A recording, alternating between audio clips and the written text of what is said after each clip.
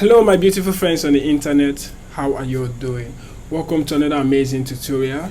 Today we are going to be looking at a loan management application, right? I'm going to show you guys how to create this from the beginning, right? We are going to create the project, you guys are going to see the whole flow, and you are going to learn a lot of things along the way. So this project is open for beginners, intermediates, even professionals. You are going to learn some few things inside, right? Ready? But before I start, just this is what we are planning to create, right?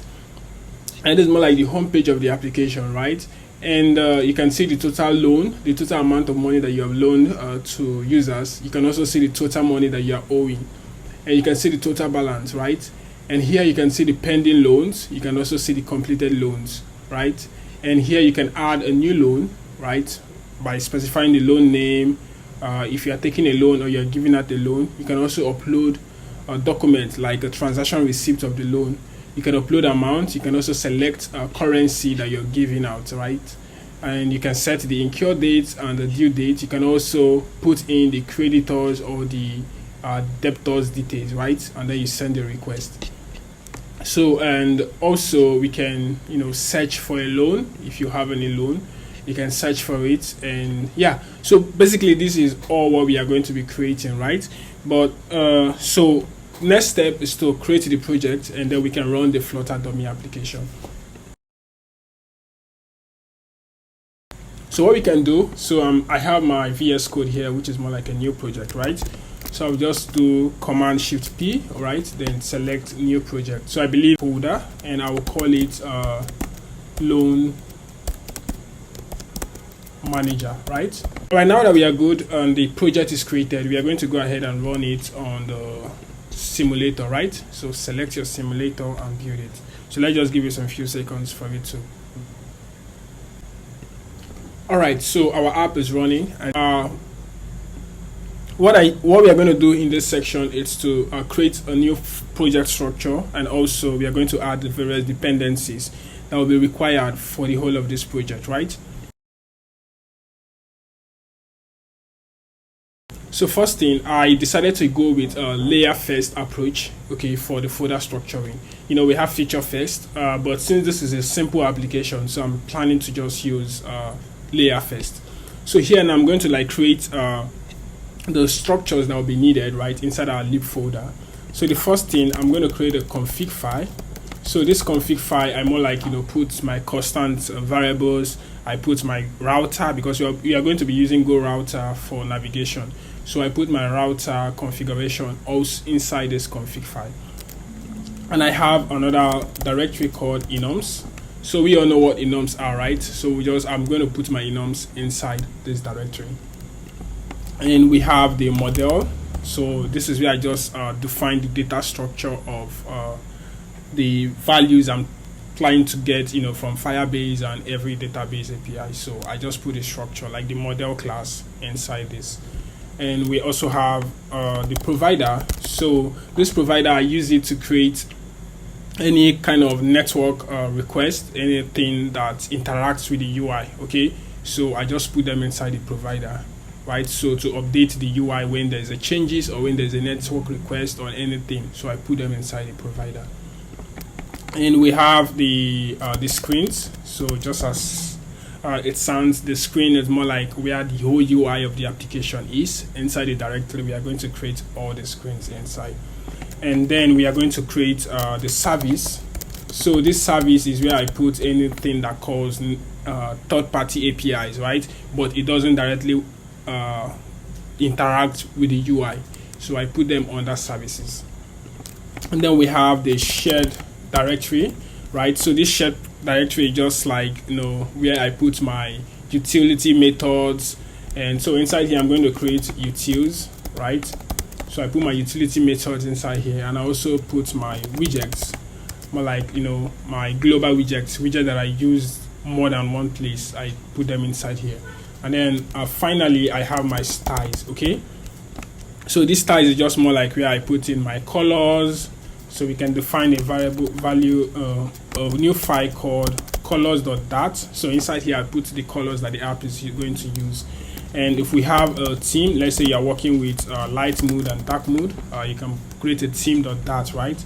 And then I also have something called a font size. Okay, so to avoid typing the font size everywhere in the UI, I try as much as possible to separate it from the UI, you know, like having a constant file for it. So I put them inside the font size. Okay, then that's pretty much it. Okay, but later we are going to be experimenting more. Okay, and also one other thing I want you to remember is that inside my config file I do create an extension. I know most persons create the extension as a directory, but in my own case I create it as a file, right? So this extension is just more like where we put our extension stuffs, okay, utility helper classes inside. So yeah, that's pretty much it for this. And also moving on, because from the UI that I showed you guys, we had like few screens, right? We have the authentication screen where users will be able to log in right from the app, and we also have the loan dashboard. Okay, so inside that loan dashboard, users should be able to add loan, users should be able to search for a loan, users should also be able to view a loan, right? So we are going to work on those things later, but for now we are going to skip it. Let's focus on the necessary dependencies that we'll be using. Okay, so as you see here, we just have a new Flutter project, nothing has been added, right? So instead of typing this from scratch, I'm just going to paste the various dependencies that we'll be needing. Okay, so these are the dependencies that will be required for this. So to break down this dependency, this is Go Router. Okay, so Go Router is used for navigation, right? And also we have a Flutter test form feed. This is one of my packages on pub.dev. So I'm using it to make the whole stuff, the whole flow easier. So it gives you a customized test form feed. You can also have a button trigger like to show password and obscure password, and also to hide or show password. So I'm going to like show you guys practical examples of how all these packages are being used. Then we have the provider, right, to manage our state effectively. And you can see I'm actually using the latest version of all these dependencies because I'm currently on the latest version of Flutter. I think it's around, let's say, Flutter.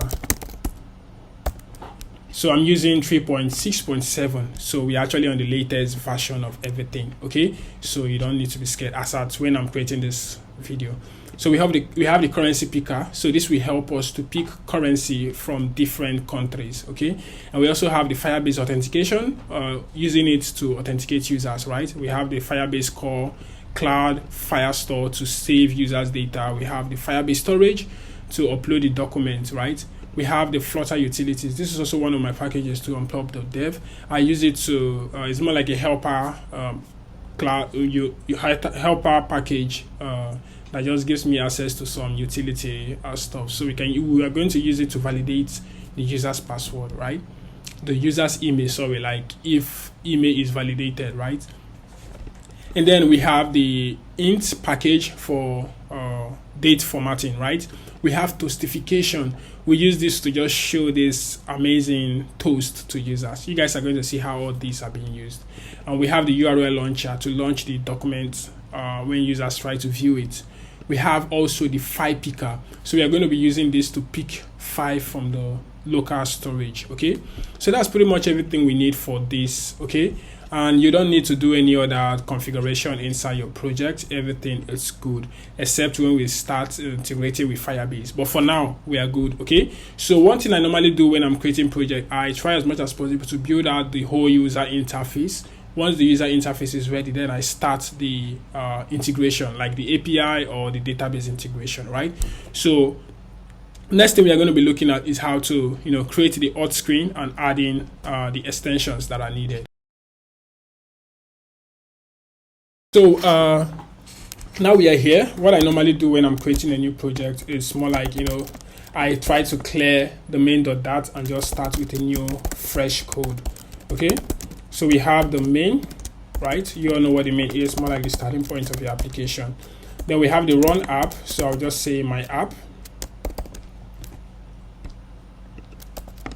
Okay, and here we are going to create a stateless widget that takes in my app. Okay, so my app is just a stateless widget, right? You can see it's just returning a placeholder because we have not added anything here. So right here now we are going to create a material app.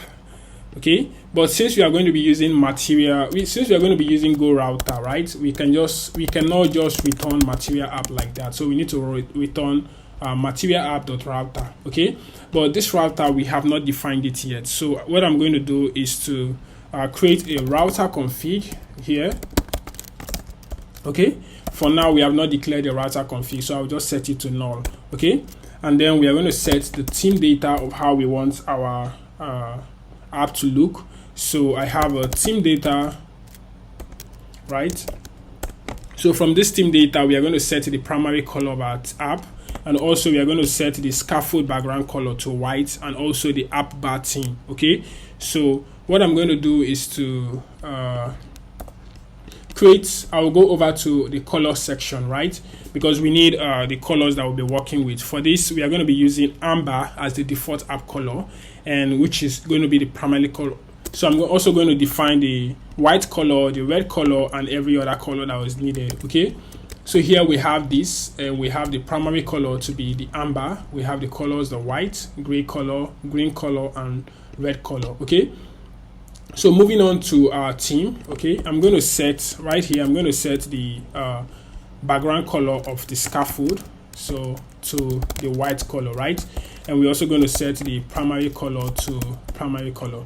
Okay, and if you want to style the app bar to make it look good, we can also style it here, but I'm not going to go too far. We are going to return back to this. Okay, but I just want to show you guys when it's needed to add that app bar theme. Okay, so you can learn from it. So I'm just going to skip this one for now, but just know that we are definitely coming back here to do those styling.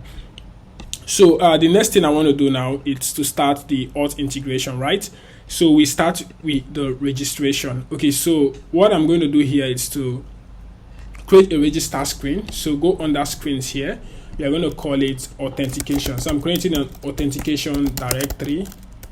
Okay, so right inside this authentication, I'm going to create two files, which is the login.dat, because I'm trying to keep this app as simple as possible. We are not going to work with forgot password, but just know that it's a similar approach. Okay, so we have the login.dat, and we also have the register.dat.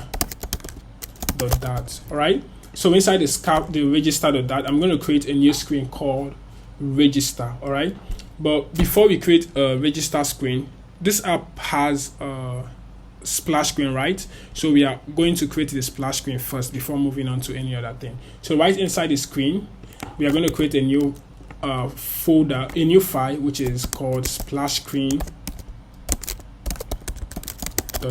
right? So we have a stateful widget, and I'm going to call this splash screen.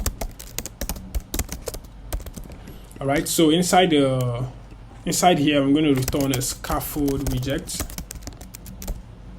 Okay, so from the scaffold widget, we have the body, and because I want this to be centralized, we have the center, and I want to show the icon, right, the text, and also the app name. All right, so to do this, what I'm going to do now is to have a column.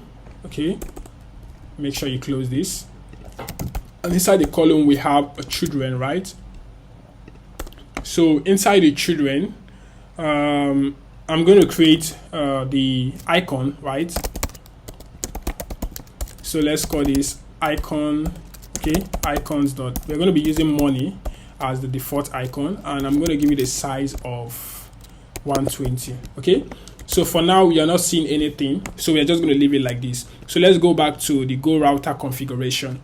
So where we are going to add config files in order to navigate users from one screen to the other, right? So what I'm going to do be quick is to go back to, so this splash screen is going to be the first screen that user sees whenever they come into the app. So I'm going to create a router config here .dat. So right here, I'm going to create a router config variable. So I'll call it go router, right? And inside this go router, I'm going to specify the routes. So the initial route is going to be, when you look at the go router configuration, you just need to specify the initial route. Then we have routes, which is actually a list. Okay, so inside here we are going to create go route for each screens that we are using in our application. So here I have the go route. Okay, and I need to specify the path. Since it's the starting point, I'm going to use a slash, and here I'm going to specify the builder as well. So the builder has context and state, right? So since we want our first screen to be the splash screen, I'm going to return the splash screen here. Okay, cool. You can decide not to make it a block function if you want by reducing it. Okay, so you can just convert it to expression body. So this is still going to work, right? So once you have our router, we are going to go back to our main.dat and change this from null to the router. All right, once you do that, make sure you import it, right? And once you import it, you just save it, and automatically a Go router is going to take effect. So now we have our configuration done for the main.dat, right, which is our router config. But definitely going to come back to this Go router to add more screens. Okay, so let's return back to our splash screen, right? So as you can see here, this icon is not looking as it should be. It's like showing inside the status bar. So we need to work on that, right, to bring it down and make it better. So we're going to add a main axis alignment to center, that is to centralize it. So let's say main axis alignment to center. So this will bring it to the middle of the screen, right? So next thing I want to do now is to add the app name, right? So this app name, we need to like create a constant for it. So I'm going to go over our config file here, and I'll create a new file and I'll call it constant.dat. So inside here, I'm going to create a string and I'll call it app name. So what's the name of our app? We'll say loan manager. All right. So once that is done, we can go back, right? And from here, we can now create a new test feed. All right. And you can just call app name, right? You can remove this const and to make it work. Now we have the loan manager and it's displaying, right? So we can go on and add styles, okay? A test style to this. So what I normally do when I'm working on apps like this, I create a style for header style, title style, and any other type of style that is needed, right? So instead of just typing this inside the test widget, I try to create it inside the styles directory, okay? So what we are going to do here now, we are going to go back to our styles directory, okay? But before I do that, I'm going to create a font size for this, okay? So inside here, we have the font size directory. So I have this font size that I'm using. For subtitle, I'm using 12. But most times, I just define this. But if you're working on a reproduction application, you're going to see maybe if they have a Figma file, you need to like go to the Figma file to get the correct font sizes. Then you can decide to create a styles folder for it and put it inside font size, right? So I have this I'll be using for the text size, and I also have subtitle size and the header size as well. So once that is done, we are going to go back to our team directory, okay? So inside the team directory, I'm going to create a class, okay? And that class is going to be a team. So I'm going to make it I'm going to add so let's say I want to make the class like the constructor a private constructor, so we don't need to initialize it whenever we want to use it. Here we can now create the import in our title. So this is the title text, subtitle size, and header size, which we already have inside our font size, right? So we can just go on and import it, right? So looking at what I created here, I use the status keyword here, so we don't need to initialize this app team whenever we want to use it. So I have the title style that takes a color and is bold, so if you want it to be bold or not, right? And then the font size, we are passing the title size to it and the color. So if you want to change the color, we can just change it, and the font weight, if it's bold, we turn bold. If it's not, then we turn normal. I think this is not needed here, so we can just modify this a little bit. All right, cool. So we have our title text, subtitle, and our header style, okay? So going back now one step to our app team. So instead of typing the style here, what I'm going to do now is just to set the app team dot header style. So I'm going to say app team, right, dot header style. So here you have the option to set color or not. So if we save it, you can see the header style is looking big as it should be. All right, so next we are going to create another one, which is a test. So I'm going to say it's more like a subtitle here. So I will say, so make sure you remove the const because it's not a constant stuff. So change it, it's going to take effect. If you want it to be bold, you can set is bold here to true because we already declared it, right? So it's going to change it to true, but we don't want it to be bold, so we can just leave it the way it is, right? So now we have our scaffold splash screen created, looking good. So we are still going to create the auth screen, right? So next thing I want to do now is to once a duration, we're going to set a duration of like 3 seconds. Okay, so after that 3 seconds, we need to navigate users to the auth screen, and when we start integrating with Firebase, like the authentication, we are going to navigate them to dashboard screen. That's if they are authenticated or not. So here I have my init state, and I'm going to create a method called navigate. Beautiful friends on the internet, how are you doing? Welcome to another amazing tutorial. Today we are going to be looking at return. Let's use, so if you are navigating with Go Router, we use contest.go, right? So if you want the initial route to be cleared completely, you use contest.go. So once we do this, you can now specify where you want to go to, right? Using /register, okay? So this register is going to be the name of the route screen that you want to route, because you already defined this inside Go Router, right? But we have not done this yet. So what I'm going to do, I'm going to go back to our Go Router screen, right? So inside the Go Router, I'm going to be creating a new Go route for register screen and also a new Go route for login screen. But let's take it one step at a time. So let's go back to the routes. So inside here, I'm going to separate it to a comma and then put another route for register screen, right? So for now, we have not created this register screen. So I'm going to go back. You can see the path name, which is register. Same thing we are doing inside here. You can see the path name is register. Make sure it's correct. If not, Go Router is going to take you to a screen that says page not found. So right here, we have the register screen, okay? The register screen, we are going to go here and create a scaffold or stateful widget, sorry, and I'm going to call it register screen, okay? So while we have this, feel free to go back to your Go Router and import the registration screen. All right, so quickly we are going to map up the UI for the register screen, how it should look and everything that is needed. So first thing, we are going to be using a scaffold widget to create this, okay? But before we do that, let's restart this app. So it's going to take us to the splash screen. After the splash screen, 3 seconds is going to take us to the register screen. So right here, we're going to like start designing how it should look. So I'm going to have a padding body here, and we are going to have a column, right?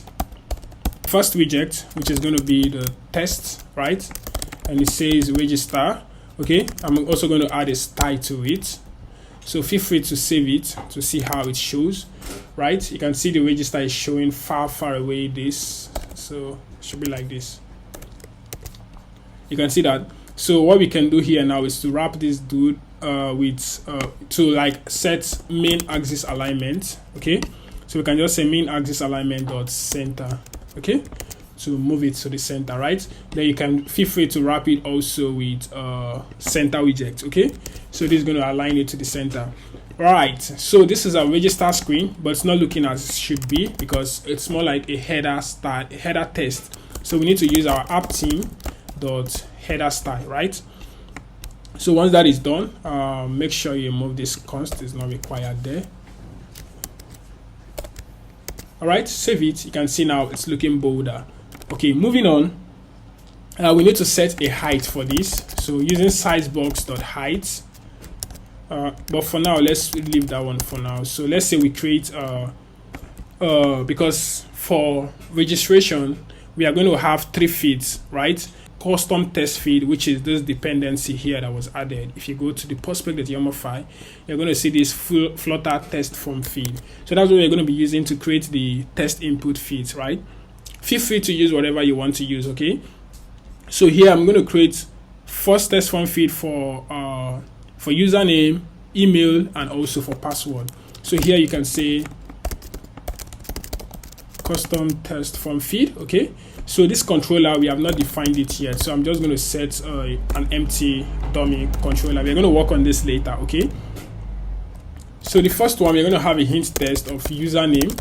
Okay, and we're also going to have create a border for it, but let me just show you how it looks by default when you're using test form field.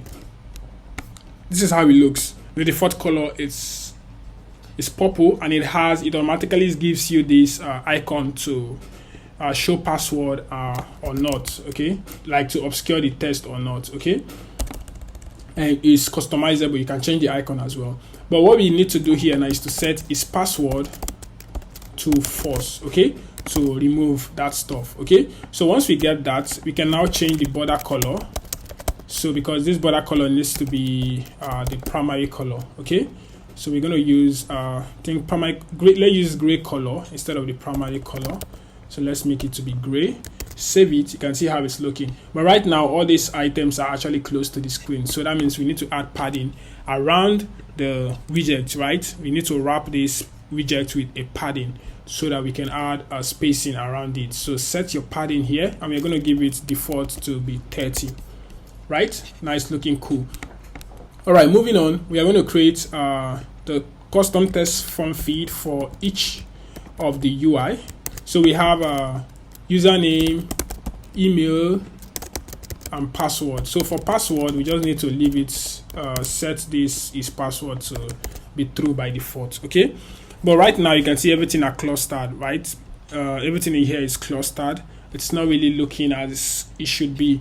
So what I'm going to do here is to create an extension that will help us to manage size box, because I don't like using custom like something like this size box to add spacing every time. We just need to be typing size box, so I prefer to use an extension. Right, so what we are going to do here now is to go over to extension part, and I'm going to create an extension for that. So let's go over to our config file. Under extensions, we are going to create an extension.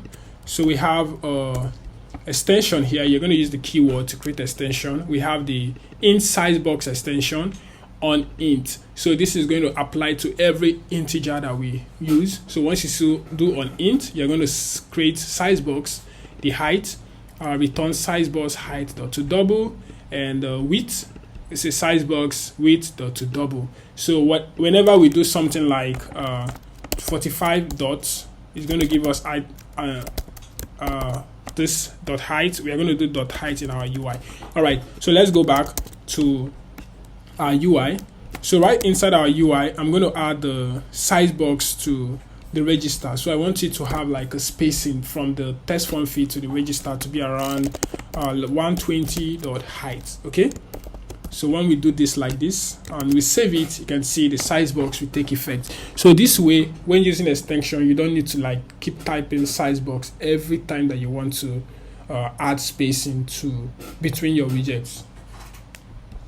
So next thing we will need to do now, for other widgets, we are going to add spacing of 2. So we have that for the email and also for the password. So next thing we want to do now is to create a button, right? So this button is just going to be a test button that takes on press, and we can now say make the button to be register. So, but because we are going to use this button everywhere in our app, right? Not just one place. It's going to be, we are going to create a helper class for it, which is more like a custom button. Okay. So what I'm going to do here now is to create a custom button for this. And to do that, we are going to go over to our widgets directory. So while in our widget directory, so let's say in our widgets, I'm going to create custom button.dart. Okay, so right inside here, I'm going to create a stateless widget, and I will call it custom button. Okay, so here now what I'm going to do is to create so this custom button is going to take some parameters, right? and it's going to take onPress method. It's also going to take a test widget, and also we are going to set the width to it. So by default, the test is going to be continue, right? So based on that continue, which users can decide to change it, right, the way they want. So we have the onPress method, a callback that will be triggered when user taps on the button, right? And right inside here, instead of returning a placeholder, we are going to be returning a test form feed. A test button. Okay, it's going to take the onPress callback, and then the child is going to be a test, right? And here we can just pass the test directly, and also we set a style. So I'm going to be using the app theme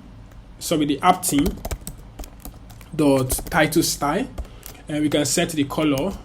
So I want the default color of this button to be white color. So you can make it dynamic the way you want. So based on what you're trying to build, maybe you want the text to be black, you want the text to be green. Yeah, so you can all actually create another constructor for the text color, right?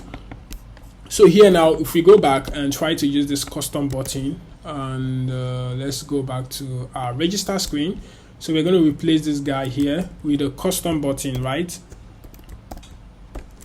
And so here it takes the onPressed, so what will be called whenever user pressed on it. And if we save it, by default it's going to be, because it's white, so you cannot really see anything. So let's go back and update this guy a little bit. So inside here we're going to be adding a style to the button, right? And it takes a button style, and from the button style we can now set the background color, because this doesn't take a normal color, it takes a material state property. So what I'm going to be doing here, I'm going to be returning a material state property, right, dot resolve width, and now we're going to return the primary color, which is the color that we want to return. So save it, you're going to see how it's looking cool. But by default, I want this icon to reach the edge of the screen. So what I need to do here now is to add a fixed color to this button, a fixed size to this button. And it's also taking a material state property, right? And using your resolve width, you can now set the state, because remember here we're also setting the width, because user might decide not to make it full. Maybe you want to make it a half, right? So because of that, what I'm going to be using now is to say I'm going to say size. Okay, so width, default just set the height to 0. So we can just say width. If width is null, then go ahead and return a material query, right, dot of context. Okay, so now it's taking the full width because the width here is null. We did not specify anything. So that's everything for the button, right? So we have done our button, which is cool. So if you come here and say print, so I try as much as possible to avoid using print whenever I'm working with codes like this, because print, when you are running your app in developer mode, right, when you are running it in release mode, print will also be logging things to the console, right? So what I normally do is to create an app logger. Okay, I just create it separate from everything. So let's go to the util methods.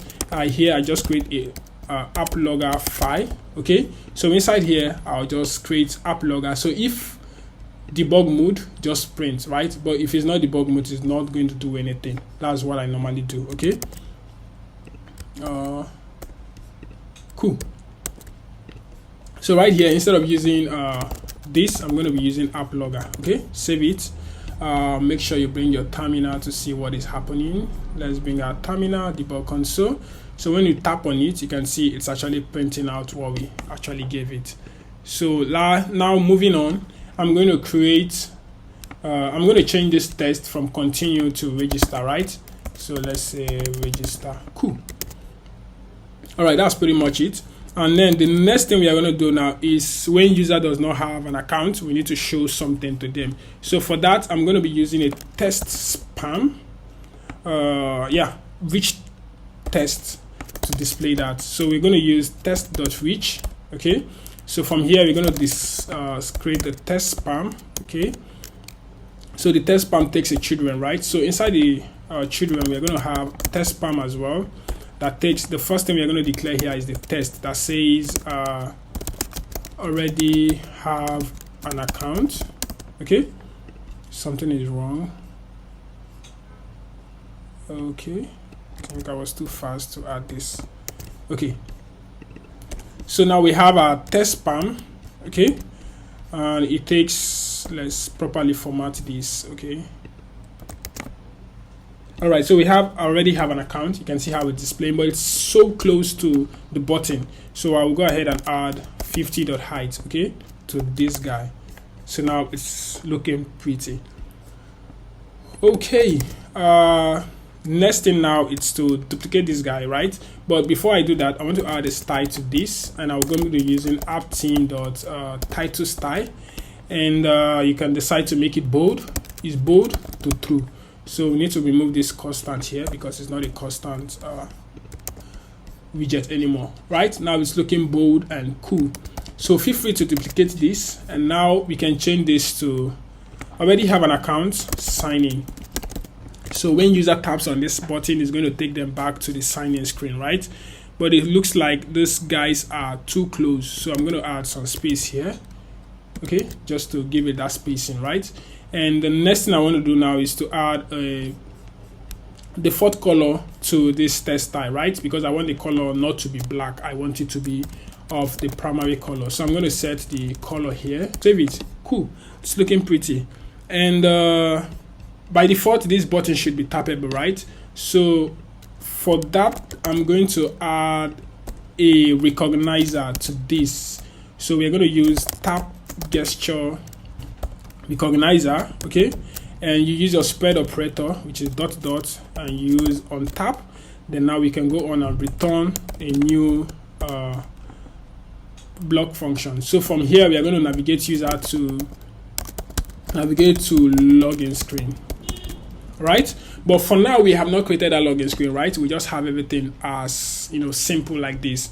So what I'm going to do next is to copy this whole logic, because I want to create the login screen, right? Because they are still looking, it's still more like the same thing, but the only difference is that the login screen, it's not going to have the username. So I'm going to go back to the login screen here and change this name from register screen to login screen. Okay, and it's going to change the whole of the name. And once that is done, you can change this guy to login. All right, but we need to see what we are doing, right? I don't want to go on and start updating the whole thing. So we are going to go back to our router screen. Right inside our router, we are going to create another go route config, and inside here, instead of register screen, we are going to change this guy to login screen. And here, right here, we're going to change it to login screen. Okay, save it, go back. And so here now, while we are in our register screen, what we are going to do now is to use contest.go, and now we can set this as login screen. So once user tries to log in, it's going to take them to the screen. So once we click on this button, you see it's going to take us, it's saying page not found, right? Go exception, no route. So for you to fix this, because we just added a new route and Go router or our app has not registered it yet, so what we need to do is to like do a hot restart to restart the app. And once that is done, you can now click on sign in, and it's going to take us to the login screen. So while inside the login screen, we are going to update it the way we want. So for this, I don't want to use the username. I'm going to remove it, and we just need email and password, right? And we're going to change this register back to login. And from here, we are going to change this guy from already have an account to don't have an account. Okay, so we're going to say don't have an account. Okay, and if you don't have an account, sign up. So from the sign up, we are going to navigate user back to the register screen. Okay, register underscore screen. All right, cool. While we have this, navigate to register screen. Right, if you click on sign up, you can see how the navigation is just smooth, and you can move from one screen to the other. Right, everything now is looking pretty. And the next thing we are going to do now, remember I told you that the first thing I normally do is more like, creating the screens. Okay, now that we are done with the authentication screen, and also we have added one extension, we have also completed the theme style. Next thing we are going to be looking at now is creating the dashboard screen. Okay, so the dashboard screen is just more like where users can see the amount, they can see the loan, pending loan, and completed loan, and also they will be able to add a new loan, right? Cool. So now we are going to be doing this inside the screens. So feel free to collapse the authentication now. So inside the screens, we are going to be creating a new directory, and I'll be calling this one loan dashboard. All right. So while in the loan dashboard, okay, I'm going to be creating various screens, okay, and while in the loan dashboard, what I'm going to be doing is to create a new file, loan dashboard screen.dat. Okay, right inside here, I'm going to create a stateful widget, and I'll call this loan dashboard screen. Okay, while this is done, let's move on to our config file, our router config, so that we'll be able to register the loan dashboard. Now we are going to duplicate this guy. So from here we have our loan dashboard.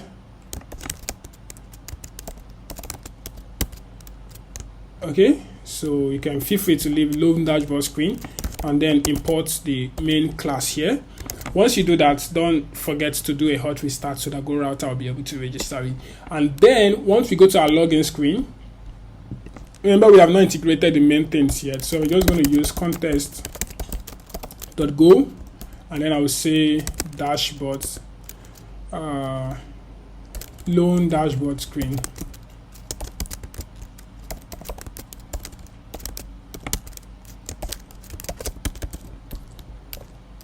Cool. So when that is done, click on sign in, login, and it's going to take us now to the loan dashboard screen. So now we start the integration, right, for the loan dashboard. So what I'm going to do here is to create a stateful widget, a scaffold widget, and we are going to define an app bar for this. Okay, so this is not how they define app bar. So we have an app bar, and the app bar has a title, right? So the title is just going to be loan, right? And I'm going to set a style to it. Let's say app team.header style. Okay, save it.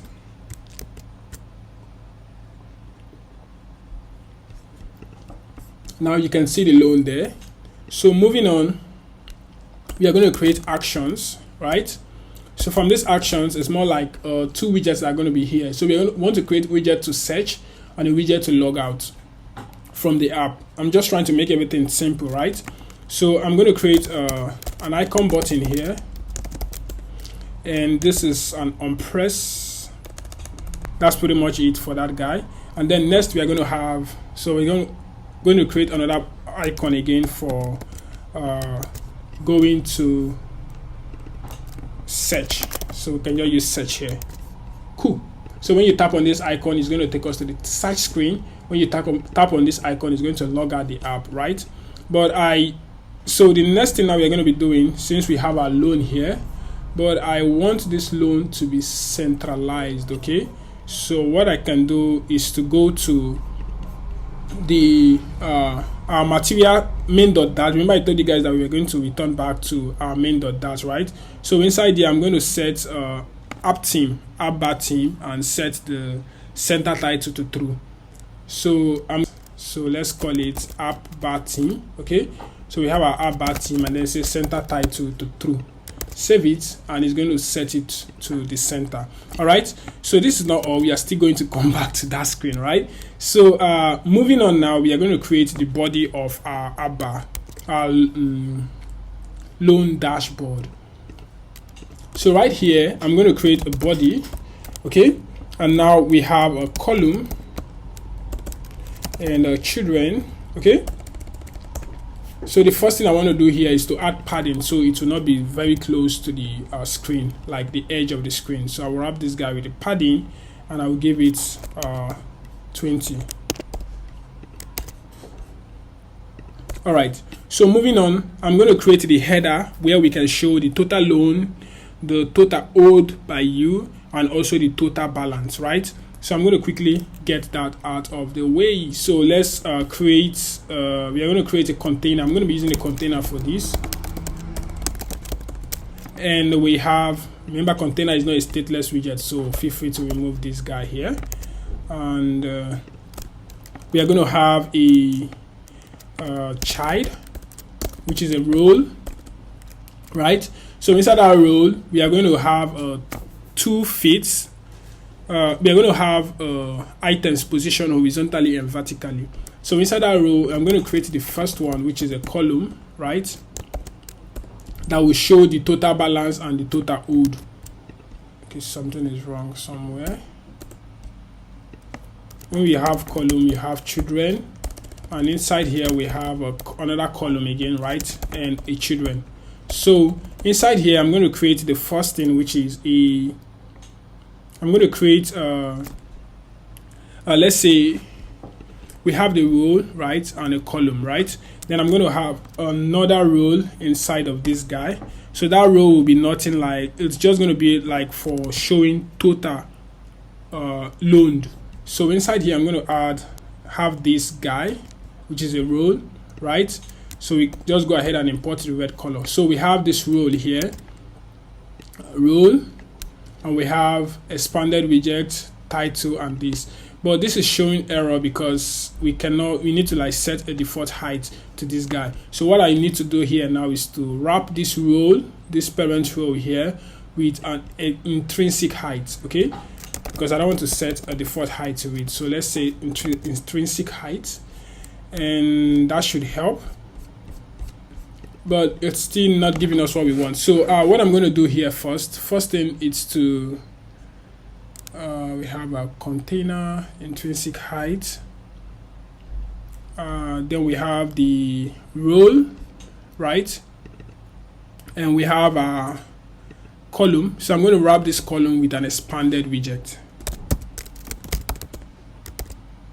Okay, so you can see now we have the total loan, and we have this outbound icon to show that you actually gave out money to somebody. So once it's ready, that means you gave out a loan out to somebody. And then the next thing we are going to do now inside this row, I'm going to create a test widget that is going to be for the amount. Okay, so under here I'm going to have this guy, which is a test widget. So I'll just use naira, or let's see, we use dollar like the currency, okay, right? Let's say 55,000, right? Save it. You can see how it's displaying here. So we can go on and add a style to it. So I'm going to use a title style to this guy. Let's say app-team.title style, okay? Remove this const, and now it's looking pretty. Okay, so I need to like move them to this. I want everything to be in the same line, okay? So for that, I'm going to set this column. I'm going to set a cross-axis alignment to start, okay? To just move it to the left. All right. So once we have these two things here, I'm going to create a divider because I want to add another stuff below it. So while we have the divider, I'm going to copy this guy, okay, and just put it below here. Okay, we have the total loan, total loaned. So I'm going to change this to total owed, right? So this is just to represent the amount of money that you are owing. Okay, so I'm going to change this guy to a green color, right? Cool, because this is money that was received from somebody to you, right? So I'm going to use it as green. So outbound, feel free to use another icon. I use outbound because there was nothing like inbound. Like I don't know if there's any icon to show arrow down. So if you have something like that, because you can use arrow downwards, but it's not really going to give us what we want. So I just decided to stick with this one by changing the color. Okay, then we have the amount here. But this is not how I want the UI. So I want to add another divider here and also add another test to show total balance. Okay, so what I'm going to do right outside this expanded, because this is a role, outside this expanded, I'm going to come here. So the reason, if you are wondering why I added intrinsic height, let me remove it. So I'm going to show you why it was added. If you remove it, the app is still going to work. But let's say now I try to add a vertical divider to this guy. Watch what happens. It's not going to show because we did not specify any height. Okay, but then if I go on again to add a total balance section, so let's say we are using this guy. So let's say we have this guy here, this same row, right? Let's say we are using this. Okay, I'm just going to paste it here, and I'll change this guy to a column, and I'll change this from expanded widgets to nothing. So I'm just going to remove the expanded widget and then replace the icon with this guy. Okay, save it. Now the total balance is showing, but as you can see, the vertical divider is not showing. So that's why I decided to wrap this role with an intrinsic height. But you can decide to set height for your container. Well, I don't want to do that, so I decided to use intrinsic height. Okay, and if you notice now, the divider is showing properly, right? So that's not all. We need to like put this total balance. So this total balance is just going to be the subtraction of total loan and total owed. So I'm going to set the main axis alignment to main axis alignment dot center. All right, so now it's looking pretty cool, but this is not still nice because our container needs to have a radius around it, right? So what I'm going to do, I'm going to set a padding and also a border radius to this guy to make it look good. So I'm going to go back to our container here and add this decoration. So I add a padding to it. I also added a decoration, border radius is circular to 10, and also the border radius I set it to gray. Now it's looking pretty. So that's pretty much everything we need for that section, right? So now we are going to go over to creating where to show the pending loan and also where to show the completed loan. And also we need to add a floating action button, but we are coming back to that. So I want to add a container here. So this container is just going to show the title, like for the pending loan, and also it's going to show for completed loan. So we have the pending loan here, but it's close to the top container. So I'm going to add a height of 30 here. Okay, save it to just bring it to the bottom, and it's actually showing like it's aligned to the center. So we need to set cross axis alignment and set it to start. Okay, just move it to the left, right? That is not taking effect because why? I don't know, but I think we need to set this alignment to start. Cool, now it's looking beautiful. All right, so now we are going to go on and create how we want the logic, like the loan info card, to look like. Okay, so for this I'm going to create this. It's going to be a custom widget actually. So I'm going to, first thing is to create a role. Okay, so this role is just going to have a children. So I'm going to be using the list of generates, to generate more than one widget. So let's just say 10, or let's say 2 for now. So right inside here, I'm going to return loan info card. Okay, so this is definitely going to be a custom widget, right? And that loan info card is just going to take the loan data and an on-tap method. But for now, we are going to like keep it simple. So when we start the Firebase integration, we are going to get back to the main thing, more like tweaking the loan info card a little bit. So what happens here now is it's showing error, right? So we're going to go to the loan info, where we are going to create the loan info card. So since this loan info card is local to the loan, right? If we have other features in our app, they are not going to use the same info card, right? But if they are going to use the same info card, feel free to put it under widgets, under the global widgets. But since I want to localize this widget, okay, I'm going to go to the loan dashboard and create a local widgets, okay? And inside here, I'm going to create a loan info card dot, okay? All right, that extension is not correct, so I'm going to replace it to that. Cool.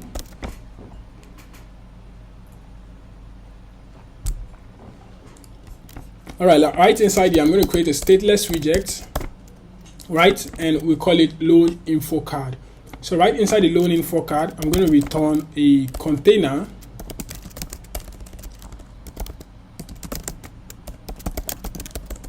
remember that this loan info card needs a callback, right? Whenever user taps on it, something needs to happen, right? But we are going to work on that later. And I decided to make the height and the width to be 200 and 150 respectively.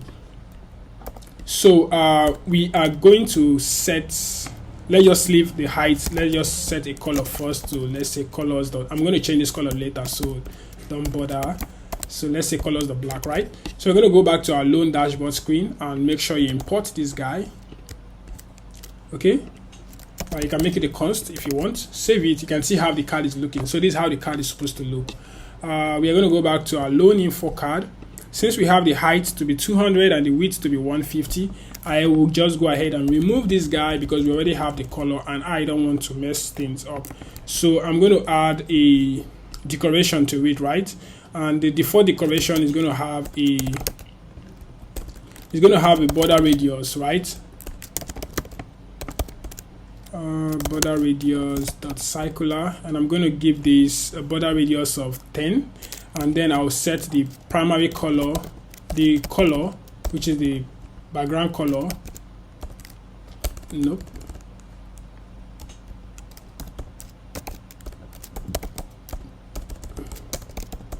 Cool. So save it. You can see how it's looking. We have two items. Remember we set the list.generate here, the count to be 2, right? So with this, I need to like modify it a little bit, more like, you know, adding a margin so that there will be space at the right side of this stuff. So I'll add a right and set it to 10. So you can see there's a space now between it. All right. So moving on, I'm going to create a child, and I will call this a column. So this is more like me, you know, creating the details of what is going to be inside the info card. So the first thing I'm going to do here is to create I'm going to create a simple role.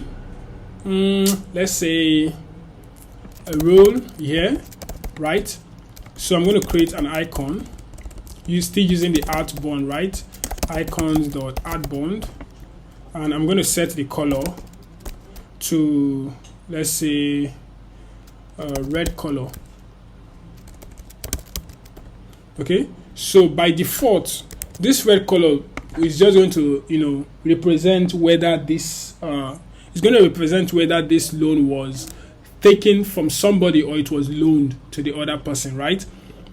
So what I can do here is just to create, I'm going to create a new, let me just create this, is loaned, right? But don't worry, this is going to be changed later. So we are going to remove it later. So I can just say it's loaned and set it, remove this const, or we can make this guy finer, right? So it's loaned, we need to pass it here, whether it's true or false. So we can just do something here. If index divided by 2 is an even number, so let's just return true, else false. So can go on and remove this guy. Index divided by 2, this, okay, too many positional. Okay, we need to write is loaned, right? Cool. So you can see it's loaned. Let's save its error somewhere. Something is wrong. It's supposed to like reflect the change. Okay, so I just made it to be red. So we can just do something here. If it's loaned, right? Don't worry, we are going to change this later. If it's loaned is equal to true. If it's loaned, let it be green. So let's remove this const. save it so you can see how pretty it is. So the next thing we are going to do now is to add a padding around this guy, right? Because as you can see now, this stuff is really close to the edge. I'm going to add a padding 10 to it. So once that is done, I'm going to add a new test widget here, and it's going to be a test. So this test is going to be the amount, right? It's going to represent the amount. So let's just say 50,000. Okay. So once that is done, we can also set the test align. So I want it to be at the right. So test align dot right,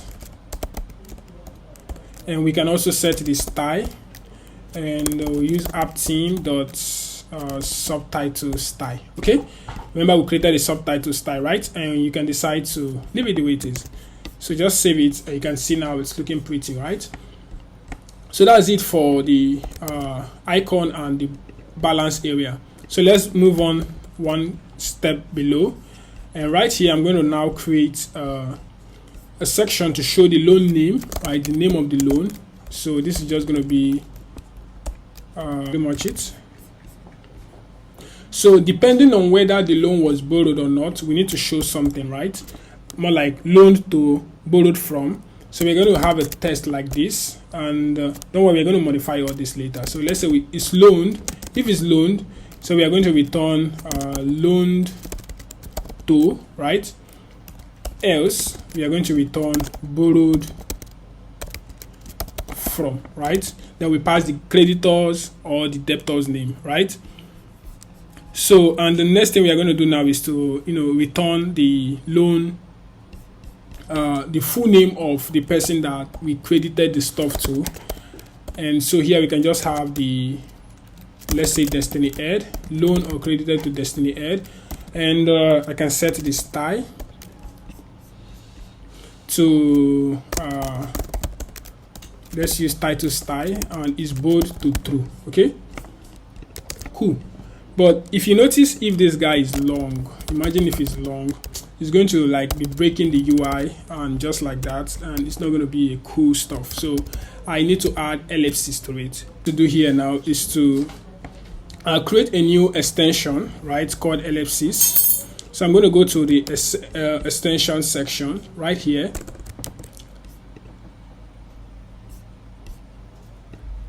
All right, so this ellipsis, we have the name ellipsis extension. So we are using it now to set this spread dots whenever the string exceeds what we want. So we are checking first if the length is less than. So it's actually going to apply to strings. Any string, you can just use dots, okay, to apply the ellipsis. So you can see I specify the type here to be a string.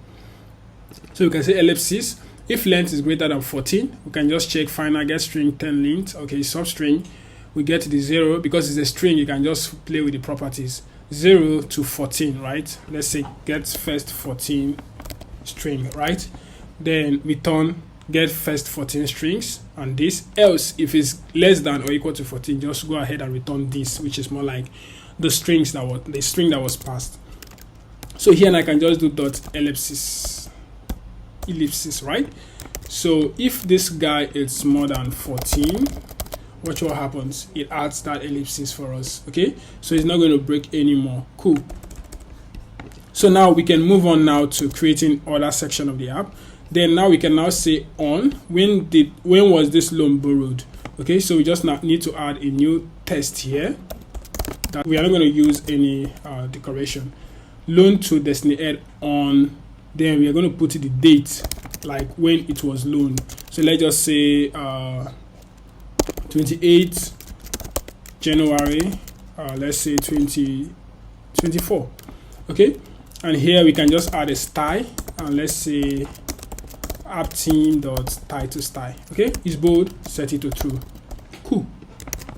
I think we are pretty much done with that bit, but if you notice now, it's actually close to this emergency, it's close to this font. So what I'm going to do now is to come here and add spacer. So that spacer will just help us, to move this guy to the bottom right and leave some space there. So while that is done, and if you notice this guy is not properly aligned, so I need to like add new thing, more like, you know, adding cross-axis alignment to this container. So I'm going to add a cross-axis alignment dot start to it, so to move them to the left. Cool. So now our UI is looking pretty, borrowed from Destiny Add on the date. This date is just more like the incurred date, the date that the loan was incurred, right? So now we have our pending loan out of the way. We are going to go back now to our loan dashboard and then create another one, which is for the completed loan. So because it's having the same thing, what I'm going to do here, I think this pending loan and this loan, they are close together. So I'm going to add a size here, 15.height. Okay, cool. So here now I'm going to move below and add this guy here, and from pending loan to completed loan. All right, so this is pretty much it. So the next thing, but if you notice now, if this loan is more than 10 something, you can see now it's broken. Normally it's supposed to be scrollable. So what I'm going to do now is to wrap this guy with, I'm going to wrap this role with a single child scroll view, right? And set the axis, the scroll direction to axis dot horizontal, right? So this will just fix that for us. So we can copy it and also paste it below this other guy too. Now if you notice, it's scrollable, right? So there will be no error this time around. So now the last thing we need to do is to add a floating action button just below these guys. So what I'm going to do now is to add a floating action button, and that floating action button is going to take us to the add loan screen, right? So from that add loan screen, users will be able to add a new loan. So right here, I'm going to create a floating action button as part of the scaffold widget. Remember, floating action button is part of the scaffold widget. While we have the app bar, we have the body. By the end of the body, we have the floating action button. Let's say you're using normal vanilla navigator, you have navigator.push and remove until, right? That means you are destroying the previous screen while you're moving to the next screen. So that's what you can do with context.go. So when you're doing navigator.push, then you put in the material page. That's when you're using context.push. That way you're retaining the previous route, and users will be able to go back to the previous route when they call navigator.pop, right? So that's why we have this context.push. So we are going to save that. You can see the icon is here, but if you notice, right? Yeah, the icon is here, which is looking pretty, right? Cool. But right now the page has not been created. So what we need to do here now is to go to our router screen, and I'm going to create a new screen called add loan. Okay.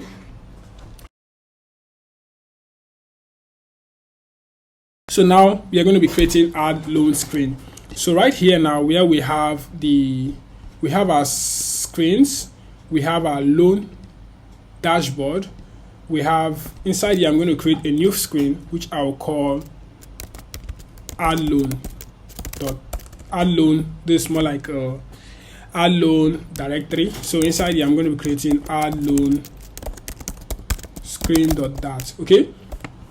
So inside this add loan screen.dat, I'm going to be creating the scaffold widget for the loan, right? And here I'm going to have add loan screen. Okay. So quickly, let's go to our go route and register this new screen that we just created. So the name is going to be add loan. So here it's going to be add loan screen. Okay. Save it, do a hot restart, right?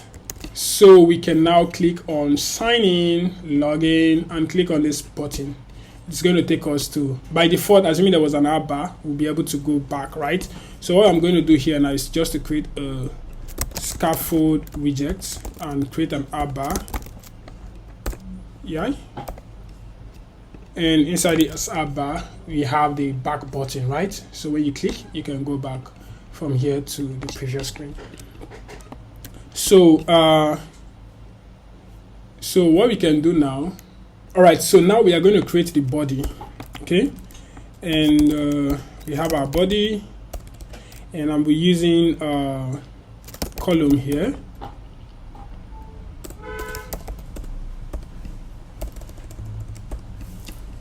Okay, so inside here now, I'm going to create the first thing, which is the loan name, right? Because users need to be able to like add loan, and they'll also be able to select the loan type.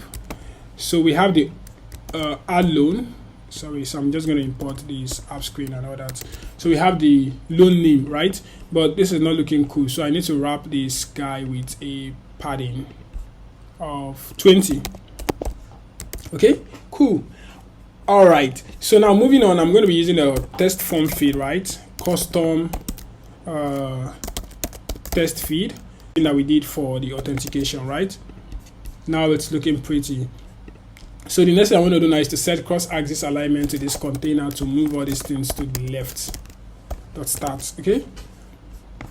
All right, so the next one I want to do now is to have a loan type, right? So users will be able to select loan type. So we have our loan type, okay? And then the loan type now, I need to like specify the type of loan that users need to do. So for that, I'm going to be creating an enum class for it, okay? So that enum is going to take, I'm going to go to our enums, okay? Right inside the enums, I'm going to create enums.dat. So enums is more like using it to hold values, okay? So first thing, we have our enum, the loan type, which is the name of the enum. Then we have the values, loan owed by me and loan given by me, okay? This loan given by me is the money that you loaned to someone else. Loan owed by me are the money that you borrowed from somebody else, okay? I'll be creating list.generate, and it's going to be nothing but loan type.values.length, okay? So here we can just have the type, and I'll say loan type.values.length, okay? So go ahead and return a radio list type, because that's what we're going to be using, okay? Then we have the values. The value is just going to be the type, and we have a group value. So by default, let's just say the group value is going to be let's just say loan type dot values, let's say the first index, okay? Then on change, what happens when it's changed? We need to like update the state, right? But we don't need to rush all this for now, because I'm just planning to work on the UI for now, okay? So moving on, we are going to create active color, what we want the active color to be. This is currently showing purple, but I don't want it to be purple, but rather I want it to be the primary color of our app. So I'm going to set primary color here, and then moving on, I'm going to set the value.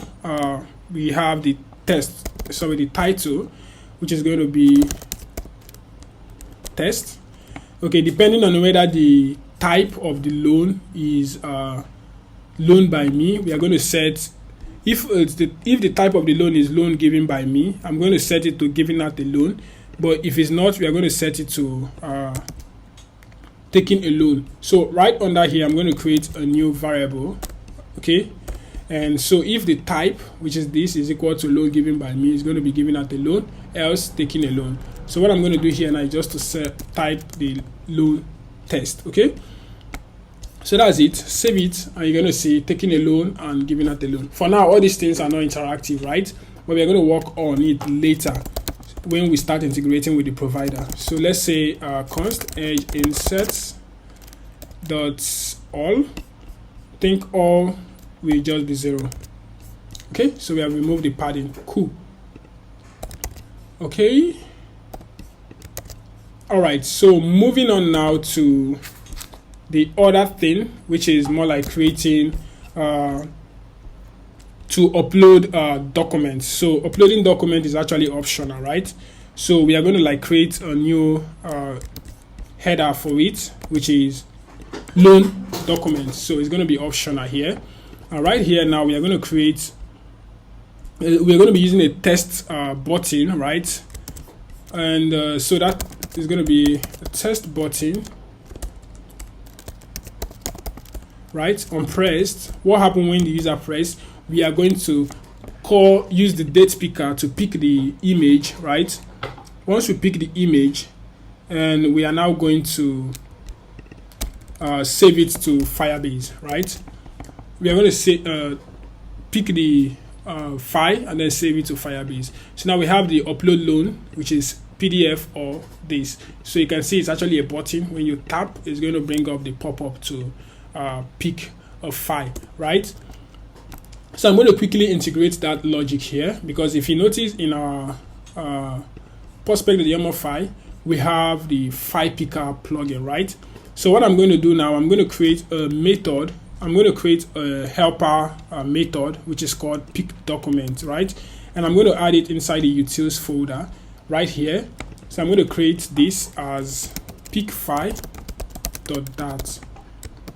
And don't forget to, so you can go ahead and create this. Looking at the pick file documentation, you're going to see this.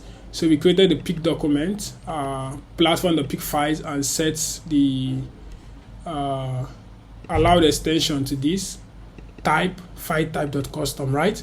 Then you can now return, if any data was picked, we can return the file as a string, else return the file as null. Okay, so now we can go back to our document here and say pick document.then. Okay, so here we can just do if value, okay, is not equal to null. So what we are going to do is to go ahead and upload to server. Okay, cool. So we can just go ahead and upload to server, but if it's null, then we don't need to do anything. So save this, and now if you click here, it's showing us this guy, because after we added the dependency, we did not restart the app. So I'm going to kill this and restart the app again. So while the app is running, I will go ahead and start creating other bits, right? So the next thing that follows after this is, so by default, this test button is supposed to be wrapped inside a role. So when users pick a file, they need to know that, hey, something was added. So for that, we are going to be using something called, we're going to be using check, right? So this check is just going to show by the right side of the app, okay? So once the user picks a file, this check is going to show, but if no document was picked, it's not going to show, right? So later we are going to work on those bits. So but for now, let it be like that. Then moving on, we are going to create right inside this role, we are going to create a loan amount and a loan currency role, right? More like a header for it. So but before then, let's just wait for this app to build. All right, so the app is currently running, and while it was running, it was taking a lot of time. So I think it was trying to download pod files. Okay, I had to comment this Firebase dependency to make the pod install to move faster. So now we have this guy. Let's go back to what we were doing, and you can see now this icon is showing here, right? But it needs to be close to the edge. So I'm going to be adding a spacer to this, right? Just to move it to the edge. Cool. So the next thing I'm going to do now, remember I told you about the role and the currency, right? So it's pretty much, just showing that header for role and currency. So we have the loan amount and the loan currency, okay? So inside here now, I'm going to create a new,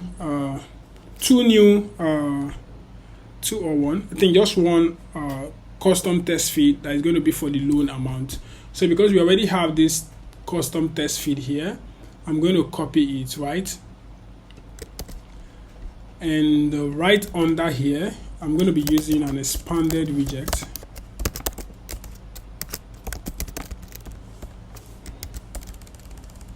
Okay, and then we have not really expanded widget though. Let's just use a role here, and then we have children, and we have the expanded widget, right? Okay, then we put the custom feed, right? So instead of having loan amount, I'm going to be changing this to, instead of having loan name, I'm going to change this to loan amount, and then set the keyboard type to test input type dot number. Okay, cool. So we pretty much have it there. And when we tap here, the keyboard is supposed to come up. So let me bring that stuff up. Right, the keyboard is supposed to come up. But after typing, there is no way to remove, dismiss this guy, except maybe we type another widget and all that, and it's still breaking. We are going to come back to that. So what I want to do now is to wrap this. I'm going to wrap this scaffold widgets. But before then, let me just complete what I'm doing here. Okay. So right under this loan expanded this thing, I'm going to like create a container, right, to take. So inside here, I'm going to create another expanded widget.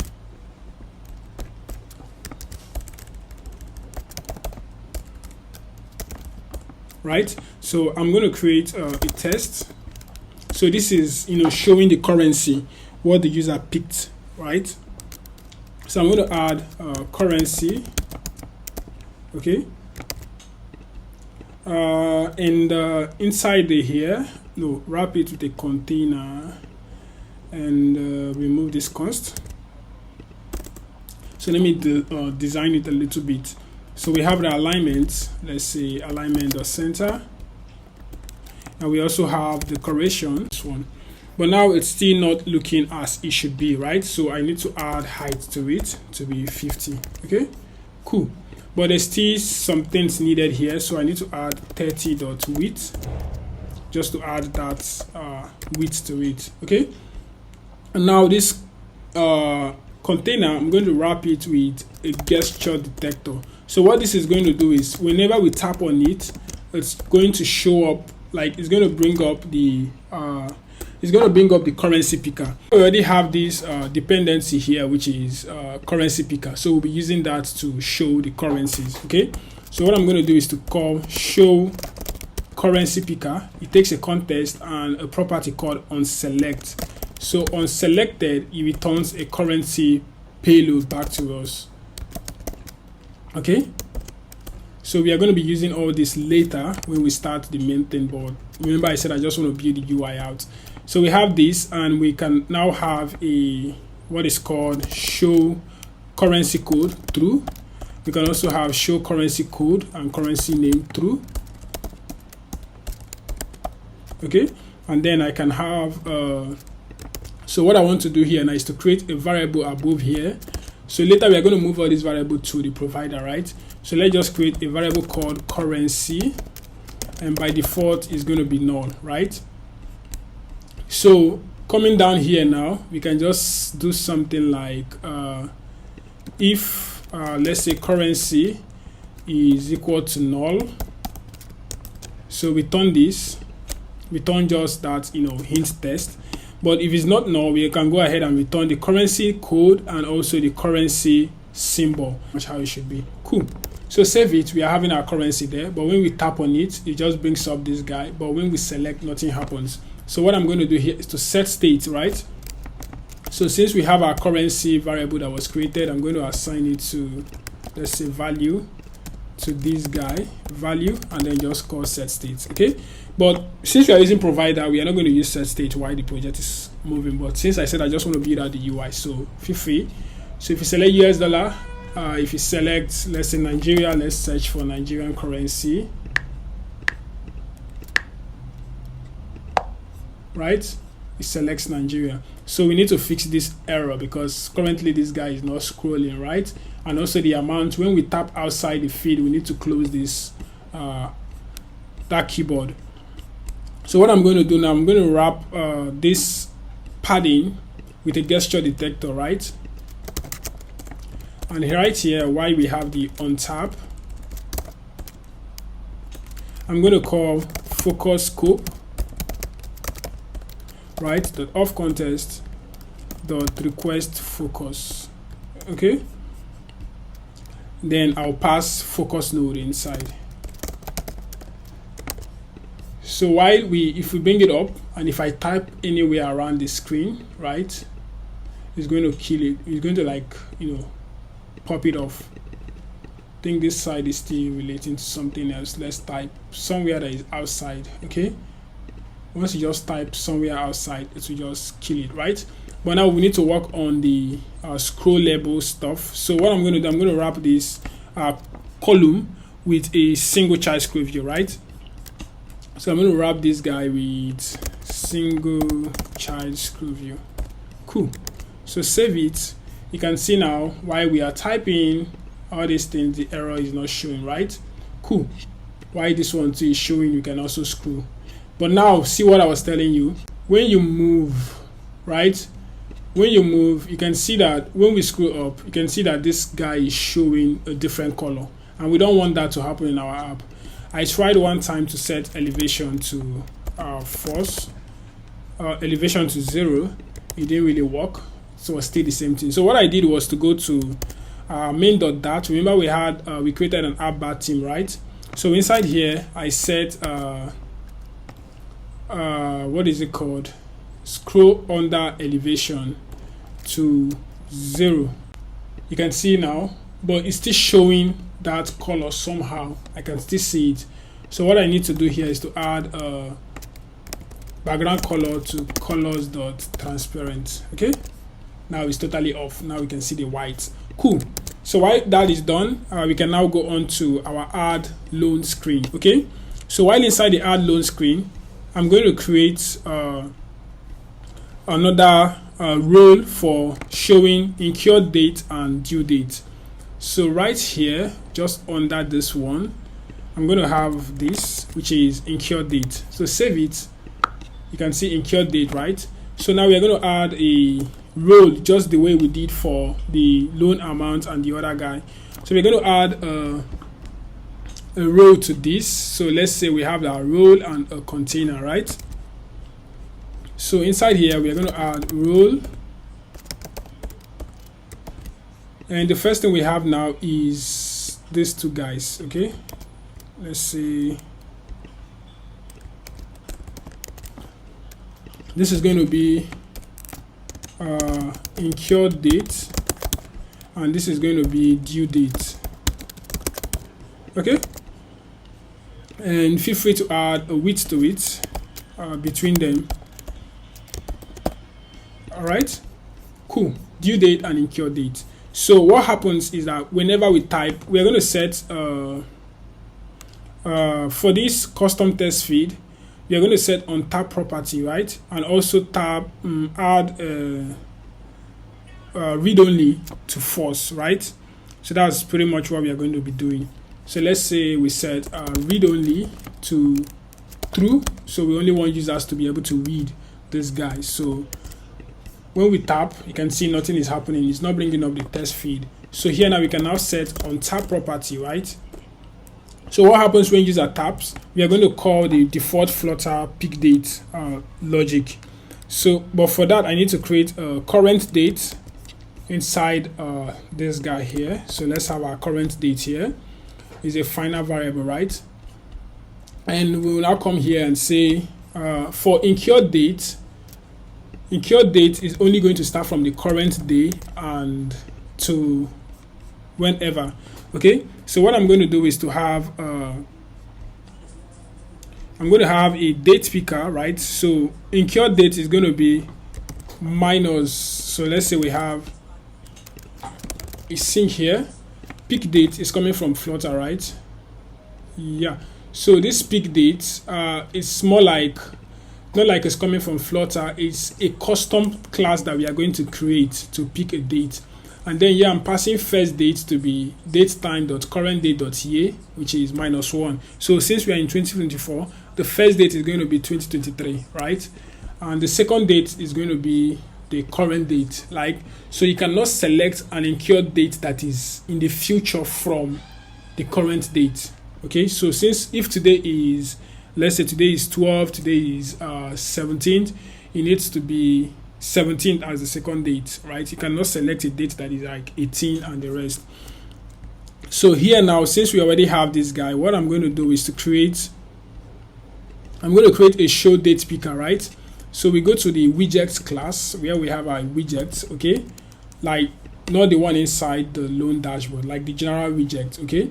I'm going to create date picker dot dat, And inside here is going to be a future that returns a date time that can be null, right? And then we have pick date, and it's going to take some parameters. So the first one that it's going to take is a build context. From a build context, we can now return first date, which is required, and a second date, which is also required. Okay, so we have these guys, right? Okay, so what we are doing here now is just to call final date, because it is an asynchronous call, right? So we need to await the show date picker, which is coming from Flutter.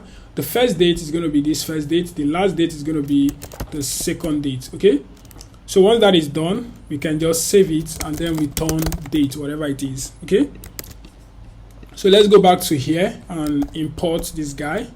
So here we're going to check if date is not equal to null, then go ahead and set the value to this incur date. We are going to come back to those ones later.